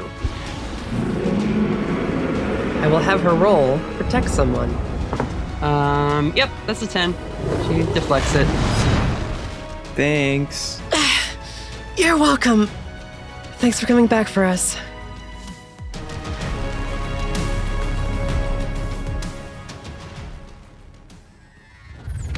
Whittaker, I haven't checked in with you. You're wrestling with Goatman. Tangling with the goat man. I am first gonna use the move. It wasn't as bad as it looked. Love that. I think I am literally going to be like cauterizing a gash with his flaming head. You hold still for just a minute. And oh, that's good. That's an 11. So I heal 2 harm and stabilize. Nice. What are you at? I'm at 3 harm and I am stable. Okay. Whittaker's doing all right. Yep. But you are still fighting the general of this like attacking army. So what's your move? So I think he hasn't been able to use the sword because it's a long sword and we're in like closer than hand-to-hand quarters. There's like no way you can get the sword out and get a swing in. At the moment, yeah. But he still has one of those blessed steak knives. Yes! Yes, he does. He's gonna like wrestle one arm free, pull that from like an inside pocket, and just as many times as he can, just like drive it into his... Just stab at Santiago. Fuck you. Kick some ass. Yeah. I love that. Oh my gosh, you guys are all so resourceful. This is the best. It's a 9. It's a 9 to hit, which feels correct. Okay, that'll be a mix. Yeah, I take some harm, he takes some harm. Oh, it's messy because you stab him a bunch and he just... fuck! And like rolls off of you, quickly pulls out his silver knife, and then rolls back to slash at you. We're knife fighting, baby. So you're now knife fighting boxing with this goat man with the flaming skull head in the midst of this battle against a bunch of monsters. Act under pressure, Whittaker. Ooh, sure. 13, baby. Okay, for the moment, you avoid the other demons which are surrounding you from damaging you. Thanks to your battlefield awareness, you are staying in their blind spot, ducking below, but still managing to engage with Santiago. But they are like circling up. You are surrounded, yeah, like you're just in the midst of chaos and battle happening right now. But yeah, Santiago has his knife out, you guys are slashing at each other. His knife is also magical, it's probably 2 harm. Sure, slide that down to 1. I am once again unstable. I think maybe he catches you across one of your arms, so it's like harder to keep your guard up on that side. Fucking horned ass bastard. Damien, after you got separated, Van Meter had been like attacked by one of the wyverns and managed to separate itself, but it's now on the ground lasering at swaths of demons as they come at it. Van Meter is about to be overwhelmed. No. You hear it scream in pain as the constructs rake into it and try to tear its wings apart. What do you do? So when you have like a hippopotamus or a cow or a horse and the flies keep biting, what you really need is a little bird buddy to sort of fly around and peck them off you. So that's what Damien's going to do. The movements he's going to want to do are going to be erratic. So yes, he is going to be a radiant hummingbird running around and stabbing these demons. Ooh. Yeah, like a small sentient bullet, you and fly through demons to reach Van Meter. The whole thing where if you touch them, they instantly disintegrate is still active. So any demon you brush with your little hummingbird wings instantly just dusts to ash and disintegrates on the wind. And you manage to clear Van Meter's back and wings, and it forces itself up into the air again to get away from this ground assault that it's going through. And one of the big humanoid demons with like a large flaming axe sees you and starts charging you. Crest! And just brings this axe towards you like a wide mallet to swing at you. What do you do? Try not to die. You want to act under pressure? Yeah. Okay. So, tell me about 4s. You got a 4? Are you kidding me? I mean, it's not hard math. Well, that's 4. So about those luck points from earlier. Hey, aren't you doomed? Dude, you're fucking doomed. Yeah, I don't know what you thought was gonna happen. Well, I thought maybe you'd succeed on an act under pressure roll. Oh no. It's okay. Damien, this big flaming axe comes at you. Your little hummingbird shape is not fast enough. If you morph into anything bigger, it's definitely gonna catch you. I'm gonna roll. This demon with the axe is coming for you. And the axe does graze you with some of the fire, but none of the impact force. So you take 2 harm, which I think you can reduce a little, right? Yeah, I can reduce 2 to 1. So you just take the 1 from the little flames that lick off this thing and singe your hummingbird feathers. But the reason the axe does not make full contact with you is because the demon wielding it has been kicked in the face and is disappearing into a crater in the ground. Back off, bro!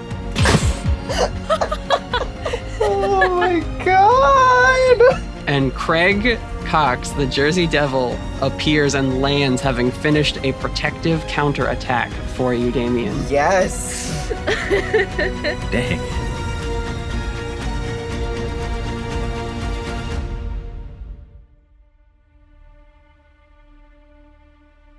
Hugo, you were running on the water. I assume once the whirlpool is done, you're going to run back so you don't drop and sink into it? Yep. Okay, so you run back to the beach. What are you doing next? We're running back specifically to that darn summoning circle. Yeah, you're going to focus on that. Yep. Okay. And we are going to, once again, try to get rid of it somehow. Well, before that was a use magic to bar a place move. Okay. Then I shall do the same, if that's okay.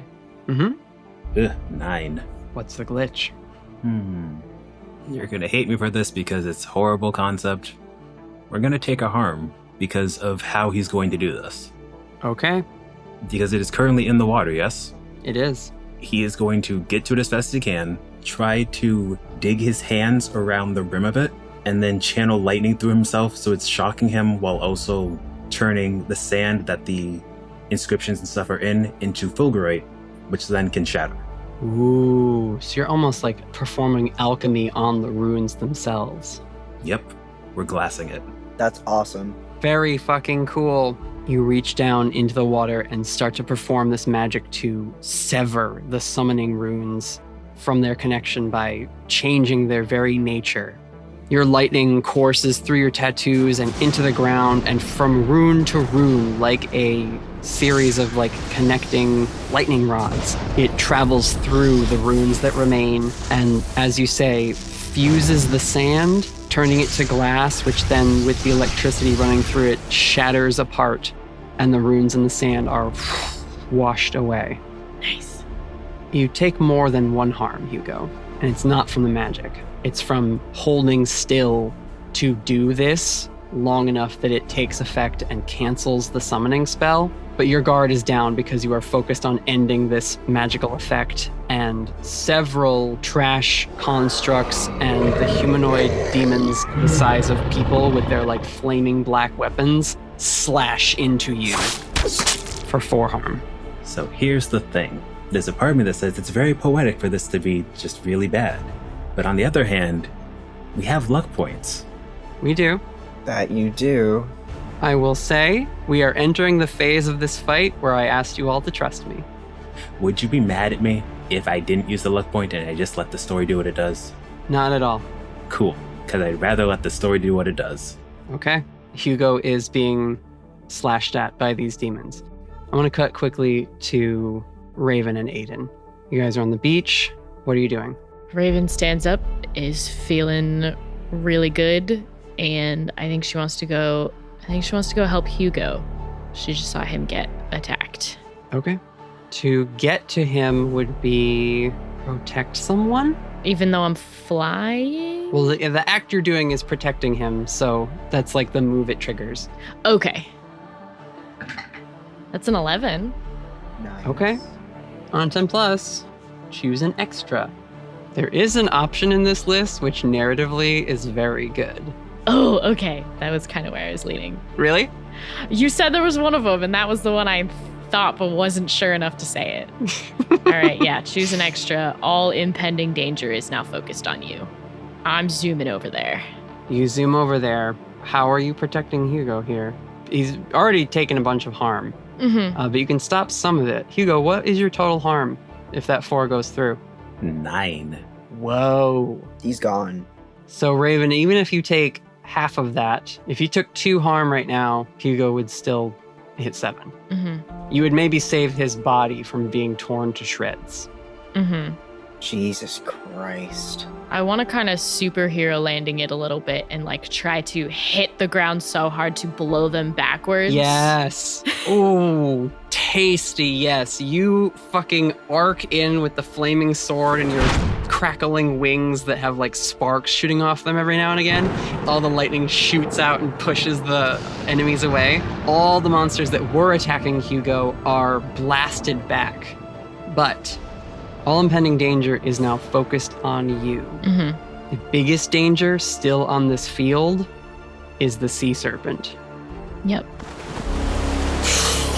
From the shallows, comes at you with its giant mouth open. Aidan turns to see this. I'm gonna roll her angel wings. Is Aidan gonna do something stupid on behalf of Raven? She might be. With a 7 on the dice and a 2 weird, that's a 9. Mm-hmm. When you carry 1 or 2 people with you, roll plus weird. On a 7 and 9, you don't quite manage it. Raven the serpent! Raven! Aidan gets to you, Raven. I've got you! We've got a... And the sea serpent's mouth closes over the both of you and spirals back up as its tail lashes at the sand and sends Spray and Hugo and the demons flying into the beach.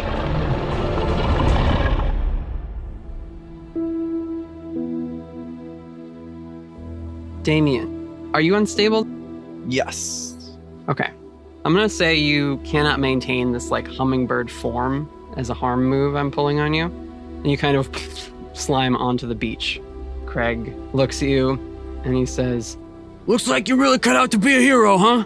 Yeah, bro, you gotta help my bros. Sure. There's just one thing left to do.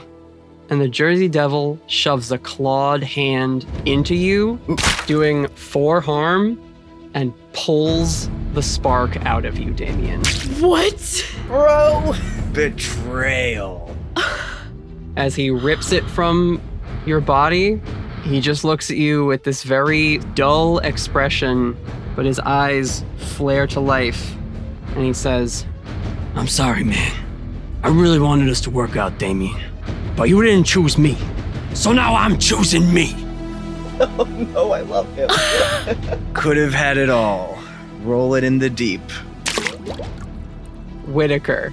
A lot's just happened. A lot's just happened, Whittaker. What has Whittaker been able to see? Well, you're fighting with Goatman. You see Raven and Aidan get swallowed by the sea serpent that she said under no circumstances should you be swallowed by this thing because it connects to oblivion. That's fine. She can teleport. Right? Natalie? She can teleport, right, Natalie? Out of oblivion? You see Hugo get knocked into the sand and is not moving. He is motionless. Fuck. And you watch in maybe resigned horror as the Jersey Devil saves Damien and then immediately turns around and betrays him and rips the spark from him like you witnessed Azazel do through that other celestial in the vision Aidan shared with you. And you can see it now in his clutched clawed hand, the spark glowing bright like a miniature sun in Craig's possession. Take the shot! And Whittaker, Selbyville is charging you with his bat. Act under pressure. Holy shit. If you want to establish that you've drawn Damocles at this point, I'll let you trade the knife for... I think as soon as there's distance between them, Yeah. right? Like, as soon as he has a chance to draw him, like, yeah, Damocles is out. Act under pressure is a 13. You are a trained agent. You duck out of the way and roll to avoid Selbyville's charge. He collides with some trash construct. Oh my god. Fuck. You gotta get the spark! Fuck. Do you think I could shoot it out of his hand? You could try. Roll kick some ass. Handgun, we aim for not the spark itself, but his arm. I think I just need him to drop it to do what I want to do. Oh, it's a failure. It's a full 6. You fail at kick some ass. I failed to kick some ass. You get your ass kicked instead. Yeah. You go to fire your gun at Jersey Devil, and Goatman is right on you, and he like kicks you in the chest, Oh. and you just into a sand dune. your vision starts to go blurry. You can feel blood trickling down your temple, and you pass out. Doesn't matter what harm you took, maybe 1 or 2 from the kick, but as a harm move, you are passing out. Whittaker's passed out. Good luck, y'all.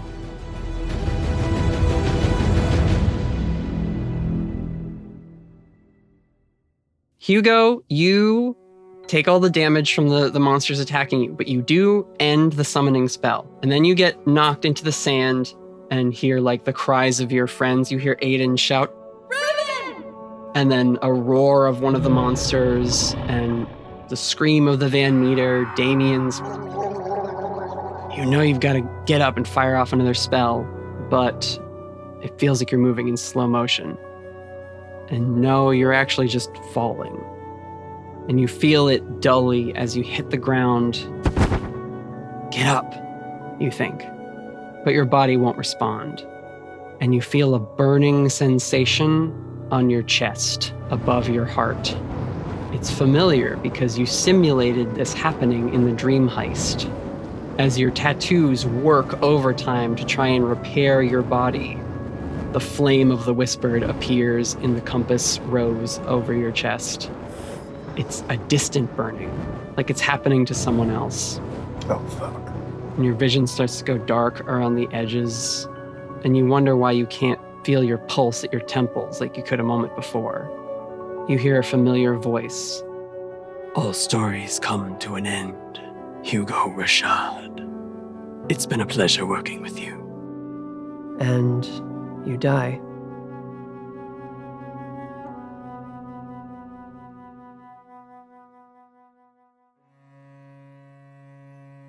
Raven. Mm-hmm. Raven, you are surrounded by empty darkness. It's smothering and all-encompassing like a sensory deprivation chamber. One thing you can see in the space is Aidan.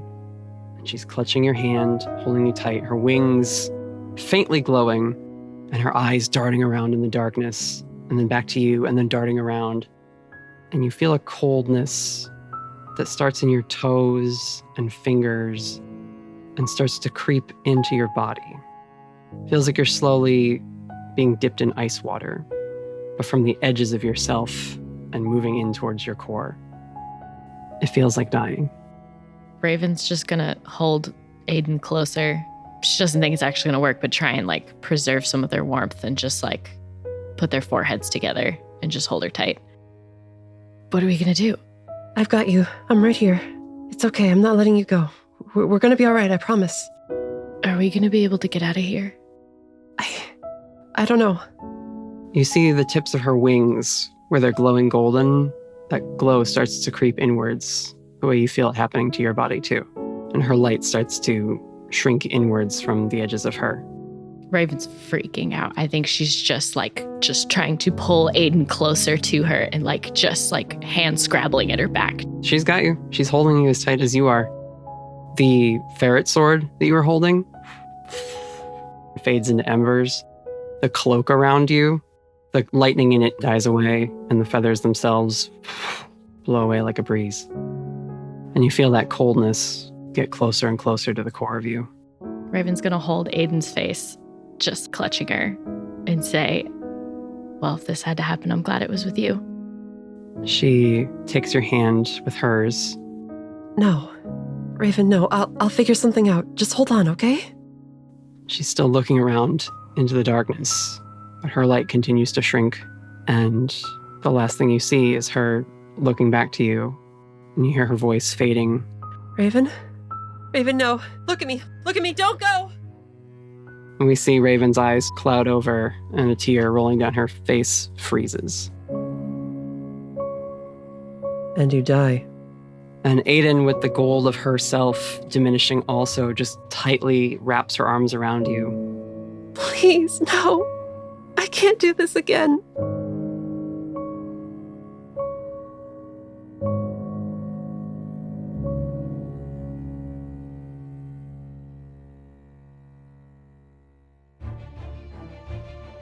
Damien. Hi. This is not my favorite weight loss plan. Mm-hmm. Damien, Craig steps back from you, the gold light of the spark glowing brightly in his hand. If you reach for it, he just flicks your tendril away effortlessly, and it breaks apart before it even hits the sand because your green body is becoming gray and stiffening while also melting. You're having trouble maintaining cohesion. And Goatman, having kicked Whittaker into the sand, now is sort of tentatively approaching this scene with his head bowed. And he says, Sir, an excellent deception. Lord Asmodeus will be most pleased with this sign of your loyalty. Once he gets the spark... And one of Craig's wings shoots out and bisects Santiago in one swift motion. Fuck yeah. I'm not giving this to Asmodeus, you fucking moron! And Goatman just sort of splits apart into ash and disappears. And Craig kneels over you, Damien. Like I said, you feel your body losing cohesion. And you're starting to sink into the sand like a spilled drink on a hot day. All that time in the cup holder is feeling very ironic right now.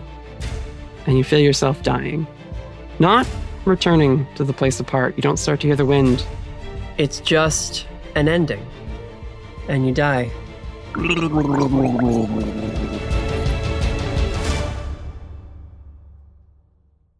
Hugo. Corpse reporting for duty. Hugo, you feel warm rays of sun washing over you.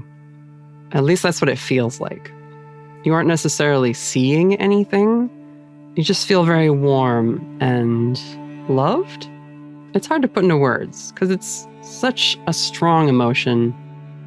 And then you hear a voice which you don't recognize say, "Took you long enough. Now I'll have to see if our plan worked. Anya's gonna freak out. She owes me such a favor now. Good luck, Hugo. Don't waste your second chance." And that warm feeling recedes and is replaced by a sudden stinging coldness, like you got hit in the face by a snowball.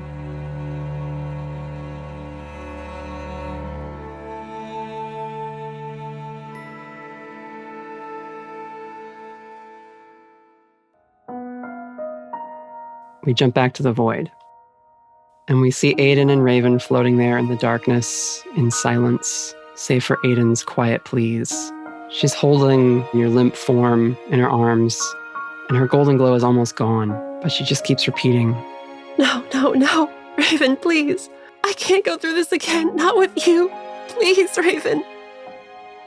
A moment goes by, and then in a low whisper, she says, I won't do it again. And a glow begins in her chest and spreads through her form, pushing back against this dark chill. It reaches the tips of her fingers. It extends out through her wings again. And she gently places a hand over your heart as her wings wrap around you both in a protective covering. Please come back, Raven. You're the brightest light in my life. I just want to be yours. Our view of the two of you floating there in nothingness is filled by a blinding gold flash.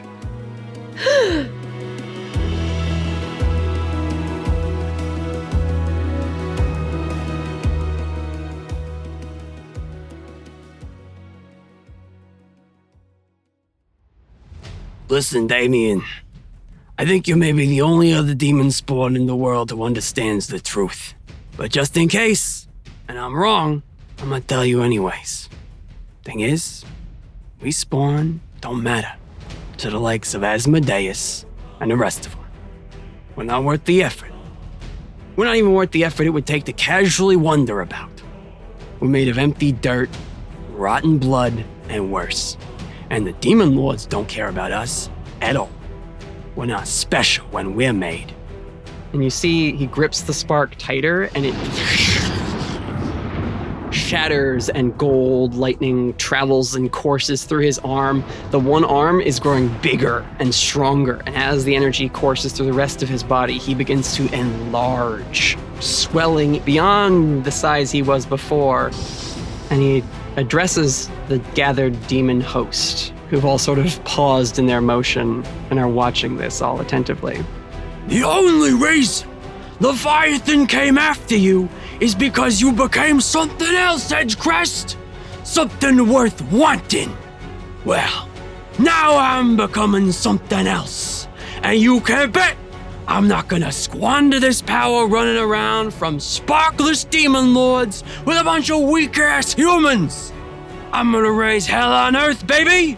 Asmodeus and the others can kiss my ass from the cheap seats in the place apart, because nothing is gonna stop Craig Cox from... Oh, fuck! Oh, shit! A bright white blade draws up and out of Craig's form diagonally, splitting his torso from ribs to collarbone, and several large holes are blasted into his body as the sound of loud gunshots ring out. And the energy crackling through Craig sputters and flickers and winks out as his body collapses forward into the sand, a ruined pile of blood and viscera, already starting to disintegrate into ash. As the rune-marked sword flies back to its wielder, we see Agents Ross and Spiegel standing just behind where the Jersey Devil once stood. Bitch.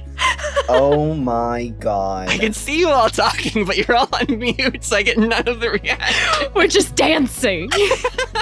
Oh boy. Spiegel holsters the black revolver and says through his gritted teeth, "There's a hell of a lot more than we expected. I suppose it wouldn't hurt to get some help in this case." And reaching into a pocket in his beige overcoat, Spiegel draws out a black walkie-talkie. "Director Easty, hostiles engaged, reinforcements requested at our location." "Affirmative, Agent Spiegel. Agency forces converging on anomaly site." Black helicopters tear above the boardwalk skyline of hotels and resort accommodations. Multiple large black vehicles pull up and throw open doors as suited Easty agents pour out of them. Some agents are preparing elaborate spells, others raise various weapons or concerningly large firearms. A stealth jet screams in on the beach, running over a few demons as it lands very quickly in the sand.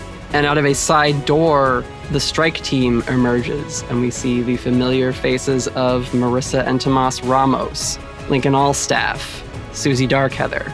They've got their magic ready and weapons drawn.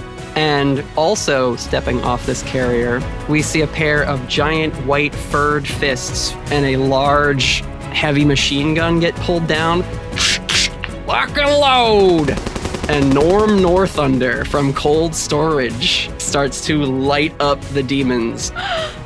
We see a black flash, and running to quickly construct a medical tent just by stitching it together is Phoebe Wickett. And indeed, several more monstrous agents begin to step out of vehicles, and they join the ranks of their fellow agents, their abilities and inhuman natures on display.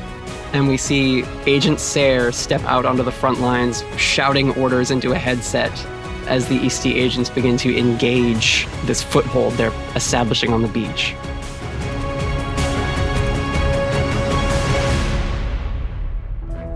Whittaker, you're in and out of consciousness for this moment, but you are now coming around again. Sure. You hear demons around you, and you feel the thud of heavy footfalls ahead of you. There is a crackle of electricity, and whatever demon was in front of you, your eyes flutter open and you see its feet, sort of the last thing to become ash. And a figure steps in front of you, and they're wearing what can only be described as a tactical blackout suit. Their head and face are completely covered by a cowl with a pair of shaded goggles. And over the suit, they're wearing like a padded Kevlar jacket and some pants with several holster attachments. Get up, Whittaker. This fight isn't over. And Elias Easty, with an electrified staff clutched in one hand, steps in front of you defensively and throws a hand back to help you stand. Oh, you ready for round 2? And Whittaker grabs his hand and pulls himself up. And you two start to engage demons that now begin to come and attack you together as a pair. And fighting back to back, he continues, and he just calmly says, as if the physical exertion of this fight is not doing anything to him, Alonzo Whittaker, by the agency director and the power vested in them by the United States government. You are reinstated effective immediately and retroactively with all the rights, privileges, and authority granted by the position of senior Eastie agent. My sister asked me to pass along that she does not accept your letter of resignation and to personally apologize to you and your team. and he pauses just long enough to electrify one of the demons he has pinned onto the ground as he's stepping on its throat, and it disintegrates. And then turns back to look at you through the goggles. Now, shall we get back to the task at hand?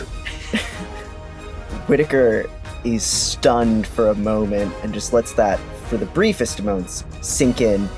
And after a very quizzical look, he points the sword at Elias and then points the hilt towards him. Suppose you'll want this back then. For now, hang on to it. You'll run out of ammo quickly with all of this. And Elias gestures at the hordes of demons still on the beach. And then he points towards some of the helicopters where you see EC agents rappelling down from. But also there are other helicopters here at this point that say things like Channel 8 News, the CNN network. Yeah. He turns back to you one more time before rushing off into the fight. He says, We cannot contain something like this so soon after the attacks of earlier this year. Cat's out of the bag. We might as well show the people who the good guys are. What?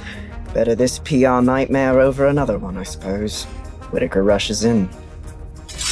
And two of you charge into the fight.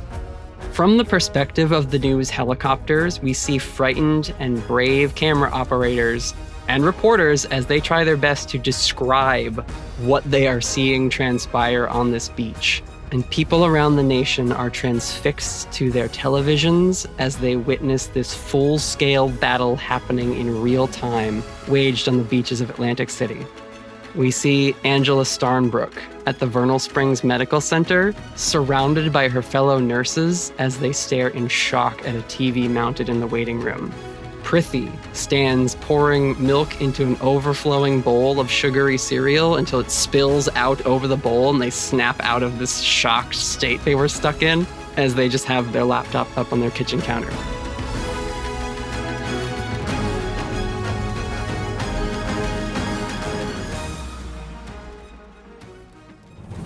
Where Hugo fell, there is a blast of frost and lightning. And the demons there are knocked away, completely frozen solid or dusting to ash. Hugo. Yeah. You sit up. You see those small, icy blue sylvan runes that were under your whispered tattoos glowing extremely brightly, but fading quickly and vanishing away from your skin. Your wounds are gone, and as you get to your feet, you are covered in a light but quickly melting layer of frost. That burning sensation on your chest is gone, but you feel more power in your tattoos than you have ever felt before. That's not worrisome at all. There is a gold flash on the beach. Aidan, Raven, and Windy appear on the beach, but they're not alone, as two figures step up beside them, one wielding a bright green sword and the other bursting into more golden light, as Lark Eugenia and Jaren Drakir prepare to fight. And Windy leaps up onto your shoulder. They glow silver and become the jackalope armor for you. Yes! Their spirit bow appears in your hand and a quiver of silver shards of light at your hip. As Jay's dragon form appears on the beach, he lets out this bellowing roar and carries in it a command that shakes the loose sand and pebbles of the beach. Folk Wardens, to me! And appearing across the beach in green flashes of magic are ordinary people. But very quickly, these baristas and construction workers, librarians and firefighters, office staff and athletes transform into all manner of folk.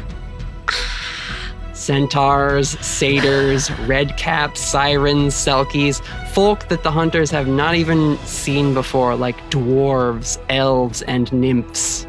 And all of them shed their glamour and draw sylvan weapons or prepare magic to wield against the demon forces. And the last thing I will describe is from the water where Crom Cruick is writhing and sort of gazing out at all these new targets, we hear... And bursting from the water is Chessie. Coraline and Rianne are riding her back. Yes! And Coraline leaps off as Chessie begins to engage with Crom Cruick. She lands with Rianne. He drops down. His tattoos flare to life. And Coraline lets out this sonic scream at a bunch of slime, which just sort of vibrate into nothing. As the chaos of this battle begins to rage around you, hunters, it is time to finish this fight. And I can now tell you that you all have narrative control over the different groups I've been describing. Hugo, you will be running the Folk Wardens and Rianne. Whittaker, the agency forces, Elias's strike team, and Bert Sayre. Raven, you have Aidan, Ross and Spiegel, and Lark. And Damien has our former monstrous. You are in command of the other monstrous individuals on the scene. Chessie, Mothgirl, Van Meter, Norm, Phoebe, and Jay. And when you all will kick some ass, you'll be describing what moves your own character takes, but also the move your allies are taking in this battle. There are lots of demons. No more are coming. Hunters, what happens next? God diggity damn. Oh my god.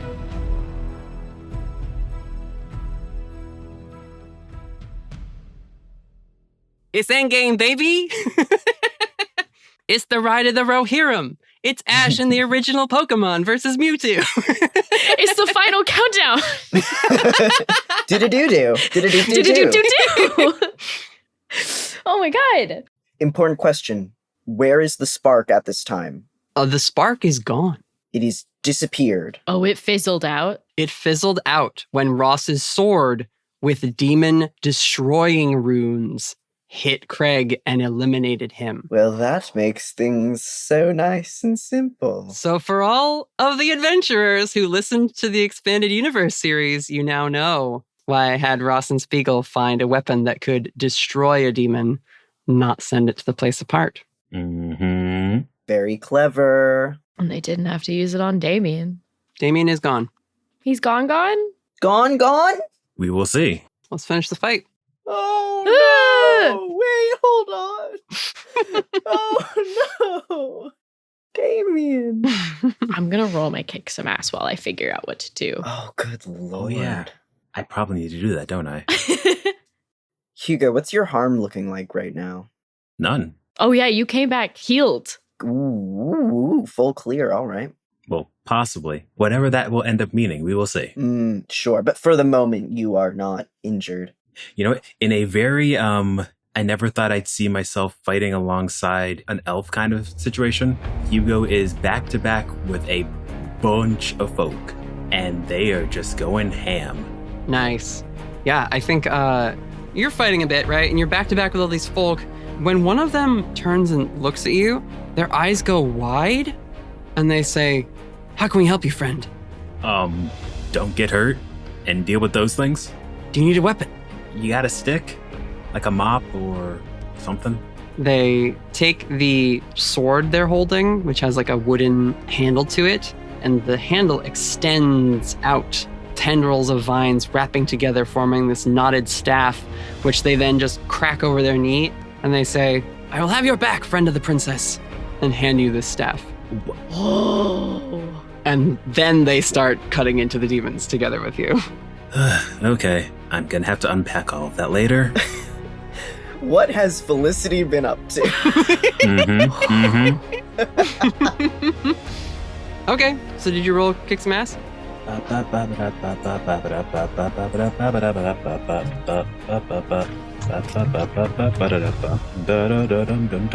This is the deluxe finale version of the Hugo song. The extended cut of the do do do song.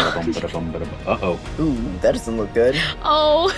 Note, he's really thrown off by the fact of people calling him friend in that situation. With a 6. Now, Hugo, is it a 6? Oh, no, it's absolutely not a 6. Absolutely not. So you're going to burn luck on a 12? Yep. Fantastic. With that, how do the Folk Wardens help shift the battle's tide? It can best be described as just an overwhelming force, almost like a wave of nature itself, just washing over all the demons that are on the field in that area, at least. There's teeth, there's claws, there's swords, there's arrows, there's random blasts of energy. It's, one could say, bedlam. Yeah, I love the idea of a bunch of like people on motorcycles riding up over a dune, and in the air they drop their glamours, and it's a bunch of centaurs drawing weapons, charging through like a cavalry drive to slash at a bunch of the demons on one flank. Very cool. I mean, all these folk are super magical creatures, so they all each have different abilities and spells they're using. There's a contingent of Bogalogs somehow. Yeah, sure. Or whatever type of creature they would be considered. It's the local ones. It's a flock of seagulls. And you're like, why are these seagulls getting into the fight? And there's a bunch of like house elves sitting on the backs of the seagulls.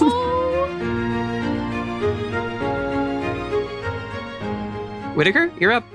The Eastie Agency have set up a perimeter, just for logistical reasons. Yes, the Eastie Agency has forced the demon horde back onto the beach. Good. So there is a ring of Eastie defenses keeping demons from pursuing further into the city to endanger civilians, and the circle is slowly closing as they fight. I think Elias's strike team probably have like some cool magic techie traps for the demons, right? Like little Ghostbuster style, you throw this little trap and it like electrifies them and explodes them. Oh, yeah. So I think a lot of the Eastie Agency tactics involve these little teams, like Elias's team, like other teams of people. Someone's got a trap and other people bait monsters in, throw monsters in, whatever works. So that's, I think, what's happening with them. Cool. I love the idea of seeing like Susie Darkheather pulling a bunch of her like operative shit on a demon and like climbing up something's back and just like stabbing it with her stun baton so that it muddles its way and like steps onto the trap that Lincoln throws out. Yes. And then it's just Marissa and Tomas, her with her purple fire gouting in its face while he puts up defensive shields with Sheldon to protect them all. Love that. Let's roll for that. Very cool.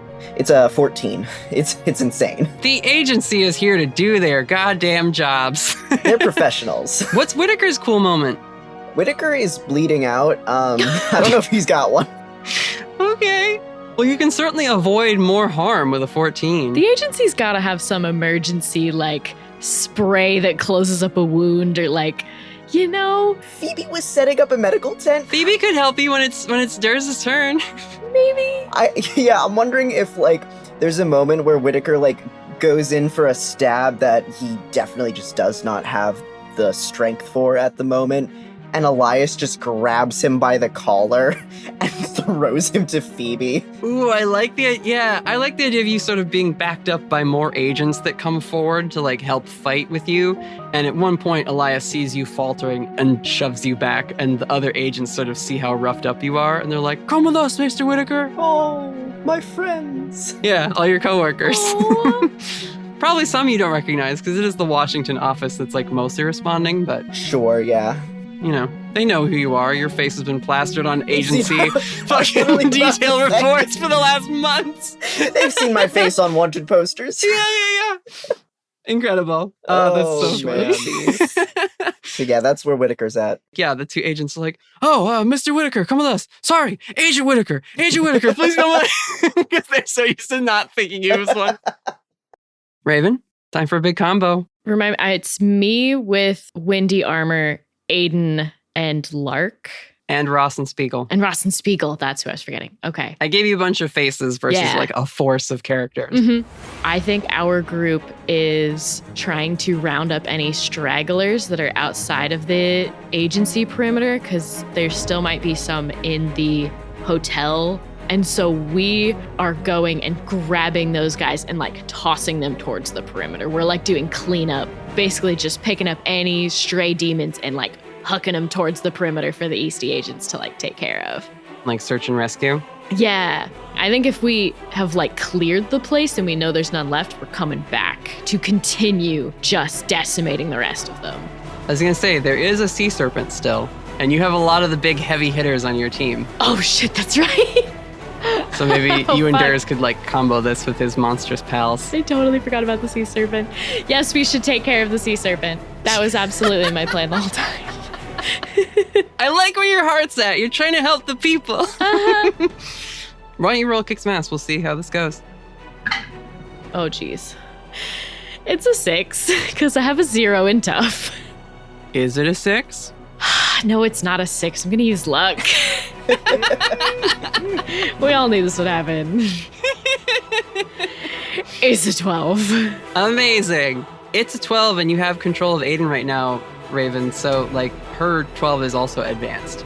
So this combo move, let's play it out. Let's work it out. You've got a giant sea serpent and, you know, these 4 NPC powerhouses to help you destroy this thing. Describe this combo of the fucking Space Jam Dream Team. I just keep picturing they're like hardcore like combo moving, and so Raven gets that like boosted jump from the Windy Armor, and then Aidan like scoops her up, and then like, you know what I mean? Ooh, yeah. You know what? I want to work the monsters in on this. Durs, can you roll Kicks and Mass too? Yeah. Yeah. But it's just like all of them in sync working together, shooting wind to push the sword harder, and, and swooping and cutting and lifting and flying. And it's a 12. Ooh. It's a fucking 12. Nice. And advance. Yes! Nice. Durs, if you want to start it up, or? Yeah. So the camera is following a poor Eastie agent who's being dragged along by his foot by a Kelpie. And he's having a rough go trying to shake himself free as he's getting dragged in amongst the demon army. It's not looking good for him. And flames erupt around him, torching the demons as Jay the dragon comes by and clears a space around him. And on Jay's back, you hear the dum dum dum dum dum dum dum dum dum from the Gatling gun. Yes! As Norm is also helping to provide cover fire. Yeah, baby. Oh my god. And under the cover fire, there is a couple strands of webbing that come and grab this poor guy by his shoulders and bring them over towards Jay, where the camera sees there are other injured people who've been spiderwebbed and sort of attached to this makeshift medical cart that's about to go drop people off. And it does it after they pick up the guy, strap him down a little bit. Jay gives a little roar to signal he's moving again, and goes off towards the medical tent to drop these people off. Oh my god, I love that. Nice. We get a quick scene of Whittaker interacting with Phoebe as she's like taking care of multiple patients at once. Good to see you, Whittaker. Missed you, Miss Wicket. So sorry about the whole mess with everything this summer. Oh, don't worry about it. That's on me. Pretty was worried sick. I'm sure they'll be glad to see you again. Are they doing okay? Yeah, they're fine. Just chatting. Yeah. just getting stitched up. You're back at work. It's water cooler talk. How's house arrest going for them? I've been bringing them like snacks and things to keep it, less boring. Oh, that's real sweet of you. That's what friends are for. All right, hold still. This is going to sting. And she like puts alcohol on whatever cut you've got on your leg. Oh, fuck. Yeah, I love that. Just Jay acting as like transport. He doesn't have fire. Can I get a descriptive line of him killing the Kelpie without like breathing fire? He's a forest dragon. Fire dragons are Azazel corrupted He dragons. breathes pollen on them. And they all have allergies and their eyes water up. I mean, he can just snap it up and like devour it, you know? It doesn't have to be a power attack or whatever you call it. Jay used Razor Leaf. It's very effective. Yeah. So as this Kelpie is dragging this poor Eastie agent, all of a sudden the Kelpie is yanked in the reverse direction, violently upward, as Jay the Dragon has got this Kelpie in his jaws by the leg and is flinging it around like a rag doll. Nice. Very cool. Raven. Mm-hmm. Describe this combo attack between you, Lark, Aidan, Ross, and Spiegel against Crom. Raven is kind of taking after Hugo and is like running on the water surface with the wind powers and is shooting arrows at the sea serpent to try and keep it distracted. Yeah. You're running along, harrying this thing with arrows, and at one point you have to like really speed out of the way to like avoid one of those tail lashes, but you're ready for it this time, so you just leap up and over it and keep skipping around the water. And Aidan sort of swoops in behind you, grabs your hand, and flings you back forward to give you some momentum. Yeah. And then she rockets up beside you, and it's the two of you approaching this thing as it writhes and like screams at you. And then off to one side, you see Ross's ghostly form flying forward with the sword, and on the other side, Moth Girl riding forward. And Aidan just looks at you and rolls her eyes like, Well, this is awkward. Nice. Let's kick his ass. And as the serpent is wriggling violently, and you're thinking maybe the serpent's wriggling too violently to hold still for this combo of women who are about to destroy it, a laser beam. yes! Fucking Van Meter! Soaring in, Van Meter rakes this thing with its laser, and leaping off its back is Lark Eugenia. Oh my god, yes. The fucking chosen one of the forest with his green sword, and just into its side and starts dragging himself down. I think Aidan meets Ross and does like a flipping, kind of giving her more momentum, and Ross is gonna drive her sword like into its eye. Yes! Oh, I love that. I actually like the idea of the serpent like screaming, coming down, and we see it swallows the four of you in a line, and we get like a, not again! But then we see off to the side Coraline with her illusion magic casting a distraction, and as the thing looks up and around, not feeling that it's swallowed anything, that's when we see Aidan and Ross just coming down like two glowing rockets. Yeah! Aidan will just like punch this thing's head and then pull back on one of its antenna, and Ross drives a sword through this thing's eye. As it's being held down and stabbed at around head level, Chessie is grabbing the tail and about to head off, portaling in another direction. I love the idea of Chessie swimming out of a portal at the tail and just spiraling around the body of Crom Cruick like a ribbon wrapping a like long bunch of tubing, wraps herself around, bites down, and her whole body and she just electrifies Crom Cruick, because I've always described Chessie as like an eel-like serpent. Oh yeah. Oh my god, yes! So she shocks the shit out of him. And again, Raven, you are there with the bow and these shards of light as Crom opens their mouth. Oh, absolutely. She's taking the final shot. Yeah, just sitting there like drawing back on this bow, charging up this one silver lance. Do I have to roll for that? No, it's part of your kick some ass. You got a 12. Oh, beautiful. Okay. You can describe how it looks. Ooh. It's very magical girl finale with you and your like armor like charging up your big attack. Yes. I think she like is lining up the shot, but because she's slowing down, she's kind of like starting to sink in the water. And Aidan comes up behind her and just scoops up under her arms and like holds her and hovers. Oh. so she can stay still enough to take the shot. Yeah, she trades places with Lark, and as he's like climbing the things back with his sword like a fucking mountain climber because he's so fit and outdoorsy. Oh, he's so cool. And she reaches down, pulls him up. He replaces her position with Ross on the head, just like attacking this thing's eyes. Yeah. And then she can swoop around behind you and catch you before you sink into the water. Give him hell. I don't have anything witty to say in this moment. I got nothing. Here, you know what? Let's make it even cuter. She just like picks you up, gives you a little kiss on the cheek, and she's like, "You got this." She takes the shot. Raven should respond with, "I'll give them heaven." Oh. Because they're from... God damn it. That's not funny. That was cuter. No, that's better than literally nothing. You get Wendy say something. Wendy doesn't talk. They do when they're in your head. It's the armor. I know.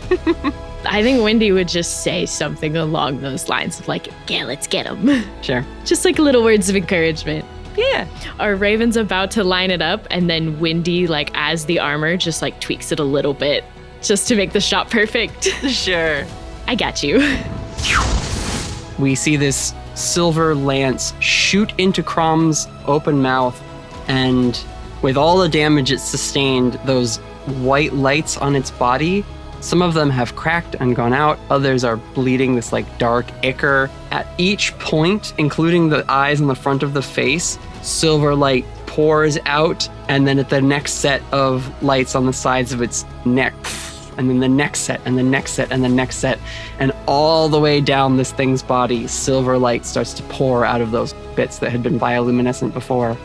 Crom's body just cracks appear, and it shatters like glass.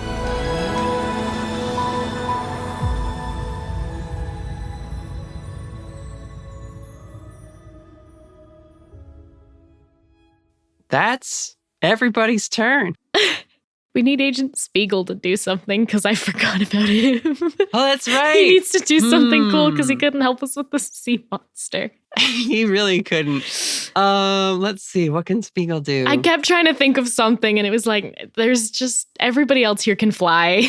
We see Selbyville and Agent Spiegel on the beach, and he quickly roll in the sand as a bat comes down, draws the black gun again, and gets behind them, leaps up onto their back, and just holds the gun to the back of their head and says, "Now, I'm no expert, but I don't think you're actually a demon.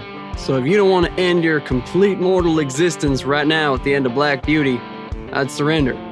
At this point, Ross has like finished with Crom, and everyone else like returning to the beach to take care of the rest of the demons. And she lands next to him and holds her sword up at Selbyville's throat.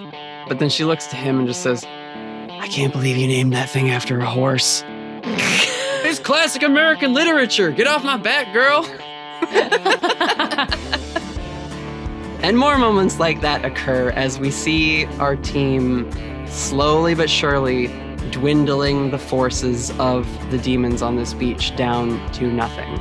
Unless there's any other cool moment that anyone wants to have, we end as the demons are routed. And that's the fight on the beach. God. Whew. Golly. The Battle of Atlantic City. Tonight at 11. Yeah, actually, the debris ends and we cut back to those news reporters as they are describing like, official federal forces and others seem to have dealt with the gigantic monster incursion. We're still asking for reports and clarification from experts in the field. And the like view of this reporter becomes a view from a television set, and their voice becomes muted, and we just see these like quiet like montage as we see Allie Springer cheering and jumping up and down in a diner booth as Theo and Heather just look on in shocked silence over their half-eaten meal. We see the Hodag raises an old-fashioned and wipes a perfect lemonade tear from his face as he watches TV in his den. Piper Maxwell falls out of her bed in a messy tumble of rumpled blankets and clothes and scrambles over to stare wide-eyed at the stream on her laptop that she just woke up to. We see people at the Yoshida karate school huddled around a little analog television set in the office. Just all over the country, people watching. the cleanup and like perimeter establishing begins to be set up. Many Eastie agents are there holding back more press as they arrive in vans, and the local authorities show up, and there's arguments over jurisdiction and that kind of stuff. But we let all that play out in the background as we parse the growing number of bustling people and agents on this beach. And we enter the medical tent, where Whittaker is sitting after being tended to, and Aidan and Raven come in together. You two probably have pretty worried expressions on your faces until you see Whittaker and rush over to him. How the fuck are you two here? Didn't you fucking die? Only for a minute. Thank God. Thank Aidan. She's the one who brought us back. You okay? I think so. We are now. We see Hugo come in with Rianne, sort of helping him as he limps in. Hugo, are you okay? I could have sworn I saw your ragdoll-ass body skidding down the sand. I am so far from okay, I can't even explain it. Anything Phoebe can fix? Rianne just speaks, he says, This guy is a mess. You don't gotta tell me. Join the club. Where's Damien? I don't think he made it. Oh, are you sure? Well, we could summon him back again. We've done that before, right? We could try, but I heard from Ross that they killed the demon with the spark in it. Ross did it? I guess she and Spiegel were doing some research, and they figured out how to power up her sword. Well, alright, spark's no longer an issue, but he's just gone. You don't survive having your spark pulled out if you're a Celestial. Well, it's a good thing he's not a Celestial then. By the end there, Hugo. He was pretty close.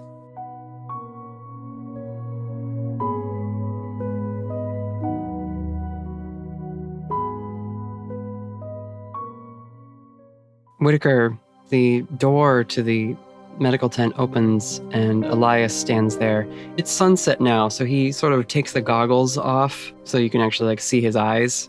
And he's got like the mask pulled up at least above his mouth, so he's easier to hear. Whittaker, I need you in the debrief center. Understood.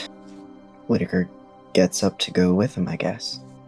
You follow Elias and you get to this other tent that's been set up on like a paved area of a parking lot as part of your like base operations that's being set up here as the cleanup crews start to come in from Washington. And inside the tent, discussing and giving out directions, is Director Olivia Eastie.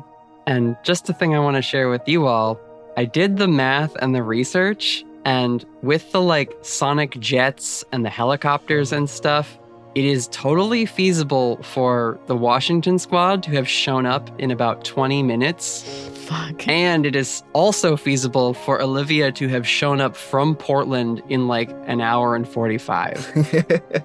I mean, with the Eastie Agency technology, I wasn't too ready to question people showing up. Right, but I'm saying even with existing like real world tech, it is possible to get someone from that part of the country to this part in like that quick amount of time, especially with like government access and everything. Wow. Very nice. It's crazy. And this is like old tech I was referencing. I was referencing like the 71 Blackbird, the old like spy jet from the Cold War. The stuff that we know about from a while ago, not whatever they're using now. Exactly. That could have gotten from Portland to Atlantic City in like 45 minutes or something like that. Anyway, the math was like very, very short. Mel and I did a night of research. Oh. So you see Olivia Eastie with her typical sunglasses and updo, her little parasol, just in case she has to like step outside for a second. Elias walks you over. Director? Agent Whittaker, seems in this case, you were the best of us. You have my thanks and my apologies. I hope you'll consider rescinding the letter you sent me. Are you joking with me right now? You really taking me back after everything? Well, clearly you were acting with the best intentions. And now that Edgecrest is gone, I see no reason why your insubordination should continue. It was always a matter of protocol, Whittaker. Not personal. Of course. Nothing personal at all. I understand you've been through a lot, and a fair amount of that is, well, directly the responsibility lies with the agency, and myself as the director. I think if nothing else, we owe you at least your back pay salary and a few paid weeks vacation. Behind the curtain, I still haven't decided if I want Whittaker to like keep being the professional or not. Yes, that's very fair. I know, and it's like if I actually want to make that break, now would be the best time to do it. What? No. You take those vacation days, and then you take your sick days. Sabbatical. And then you phone it in for 2 weeks. Yeah, you make sure they pay out before you leave. And then you give your 2 weeks. You could absolutely say, I'm going to need some time to think about it. And I think that would be a fine way to end this scene. Because this is the only epilogue I have for you, Whittaker. It's just this like reconvening with Olivia, where she's saying, bygones be bygones. Sorry about everything, but we'll take you back. It was just protocol. God. Let me think about it.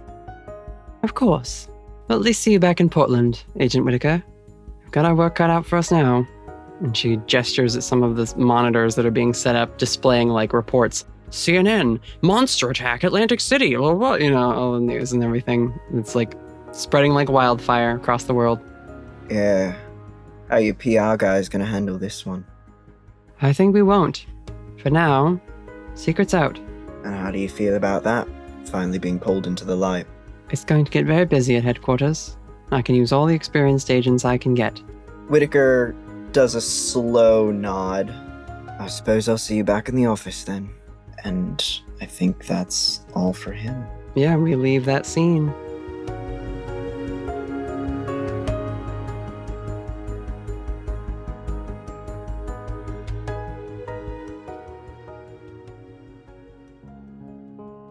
Hugo. Mm-hmm. You get patched up and you're now like out on the beach. It's late in the afternoon, almost moving towards sunset at this point. People are still milling about, getting checked on. And you see Jay in his human guise again, sitting with Lark, just sort of fussing over him and, you know, applying sort of green healing magic anywhere Lark has like a small cut or bruise or whatever. And a woman with wavy auburn hair walks up to the two of them. And when Jay notices her, he shoots up like he's been stung by a bee. And just as quickly, he drops to one knee and bows his head, and his hand is over his chest in some sort of gesture of deference. And the woman just waves her hands, which seems to be enough to allow Jay to at least look up at her again. And they begin speaking.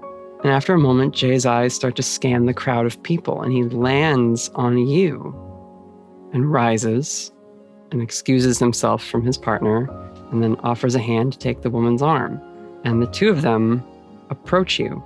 And now that she's turned around, you can see that her face is dappled with these copper metallic freckles. Her eyes are constantly shifting between a rich brown and a vibrant emerald green, and long pointed ears stick out between portions of her hair and a gold-worked tiara set with red gemstones. And they approach, and Jay says to you, Hugo, allow me to introduce, or rather, she seems to know you already. Forgive me, Your Highness. It's been a long day, and I'm a bit out of practice with this sort of thing. Interesting. Hugo Rashad, may I present Lady Anya, Her Most Royal Highness of the Court of Savenweald and Princess of Summer. Gives a slight bow. Nice to meet you. And Anya smiles and hesitates a little bit when you say nice to meet you. But she throws her arms around you in a tight embrace and just says quietly, Shade of my heart, I'd given up hope I'd ever see you again. Oh no! Hugo is very confused. And a little ways off in the crowd, a tall, lanky figure sits perched on a picnic table in a dark suit, somewhat mismatched from what the Eastie agents on the scene are wearing. A sequel is a rare sort of story. I can't wait to see how yours pans out, Hugo Rashad. And Aranya Kabe stands, still grinning, and turns to walk away. And in the bustle of activity and persons walking in front of our view, he vanishes. As you do. As he does.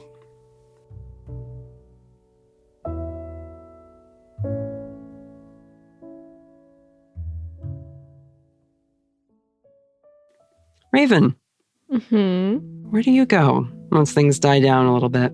I think Raven is gonna go talk to her brother for a moment. Sure. I imagine she didn't have much time when they picked them up. Yes, when that flash happened in the void, Aidan teleported out of there and just arrived at Glacier Park near your magical brother as a tether line to your family. And was just like, you have to come with us. And took Jay and Lark with you guys. So yeah, he just sort of was like, magic? Okay. Yeah, like he wouldn't fight it at all. Just like, all right, where are we going? Let's go. I think this is after Jay has gotten up and walked away. Yeah, I love the idea that like Jay walks away with the princess and you're sort of like, get a chance like, oh, I can talk to Lark. She'll go sit down next to him. He immediately gives you a big hug. She hugs him back. You doing all right? Yeah, I'm okay. I think I died earlier, but I'm back. It was before we came and got you, so obviously I'm good now. Probably gonna need to go to therapy about that at some point. If you don't go to therapy for just the last 3 months of your life, I would drag you there. I think I need to go for the last 3 hours, really, but how's Mom and Dad? Did they ever see the news when it was bad? Yeah. I figured. That's gonna be a conversation. But I mean, you're like a hero. I'm pretty sure that'll smooth things over really quickly. I hope so. Were they mad? No, they were just scared for you. Okay, that's good. Yeah, they were a little upset, I think, that you hadn't told them all the details of what was going on. So that might be something you have to work out with them. But yeah, no, mostly they just wanted to know if you were okay. So I told them what I could, but now that, and he gestures at just the chaos of the scene all around of it, you. everything. He's like, we're going to have to talk about a lot more. Yeah, Thanksgiving this year is going to be a lot more interesting. You're going to bring Jay this year, right? He grins and glances out at the crowd, and you see Aidan just standing at the edge of the beach. And he says, are you bringing Aidan? Yeah, of course. I'm happy for you, sis. I'm pretty happy too. Despite all of, and she gestures the same way to all of the other stuff. He says, it'll only be weird if you make it weird. Otherwise, just follow your heart. You too. Always. And I'll give you another hug. I like to picture that when they say that, he's looking at Jay and she's looking at Aidan. Oh. Just like off in the distance, like, yeah. Sure. That's so cute. Do you want to go sit with her? Yes. Okay. Yeah, I think they have that little moment and then it's like, all right, well, talk to you soon. And she gets up and goes over to Aidan. Yeah. And like I said, she's just sort of off on the beach to get away from things for a bit and like come down off of the like, whoa, that was a battle. Yeah, she smiles when you approach and just like sits down and waits for you, sort of like smooths out a bit of sand for you to sit there. Raven takes her hand immediately. Just holds it, squeezes it. She kind of moves a little closer so you guys are leaned against each other. What do you want to do now? I don't know.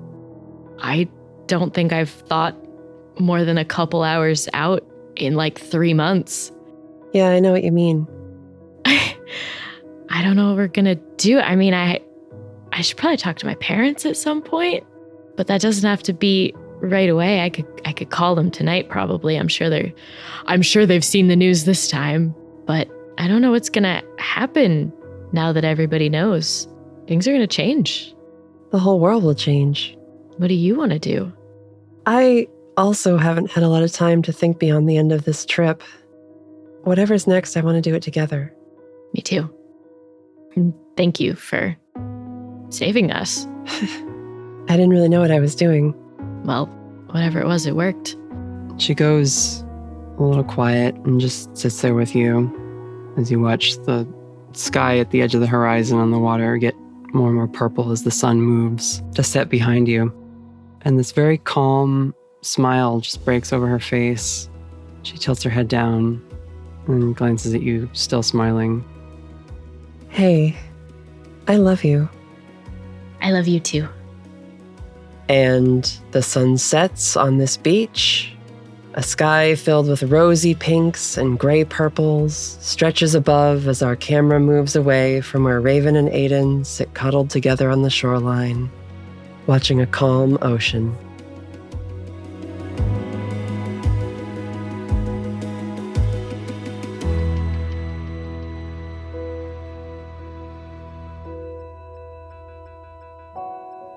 And a little ways down the beach, there is a small, wet spot of sand, which remained remarkably undisturbed amid the chaos of the battle, which has just changed so much about the world. The spot where Damien's form had dissolved after the spark was torn from him. We see a small crab scuttle by over some dry seaweed that ripples in a low breeze. And then the sand shifts, only slightly at first. And then suddenly, violently, it is disturbed and cast about as a figure sits up, as if they had been buried by the sand in their sleep. And as they brush sand away from themselves and sputter shakily, we see they have simple, nondescript, though somewhat sharp features, dark black hair which fades into a rich, deep green, and black eyes with yellow irises. Damien, you wake up. You feel strange. You look human. And that's where we'll end our season. No fucking way.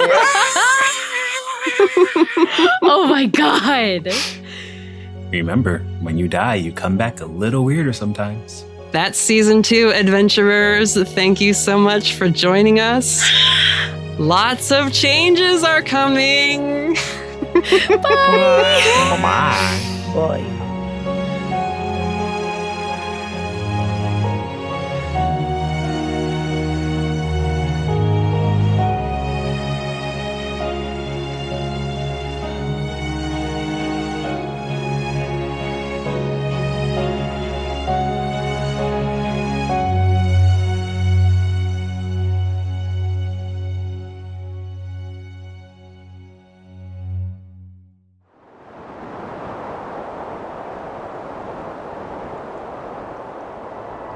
In the place apart, we see Azazel in the distance throwing a fit, and we hear the wails of Leviathan carried on the wind.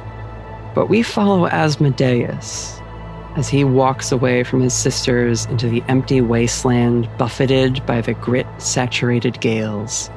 And Asmodeus holds a cupped hand up to his mouth where he lights a cigarette. And when he pulls his hand away, we see nestled in his palm is a small piece of divine spark. Small and flickering, but not diminishing in the slightest. Not bad, Craig. Not bad at all. And Asmodeus closes his fist and walks into the raging landscape until his silhouette is swallowed by the dust storm. See you in season 3, adventurers.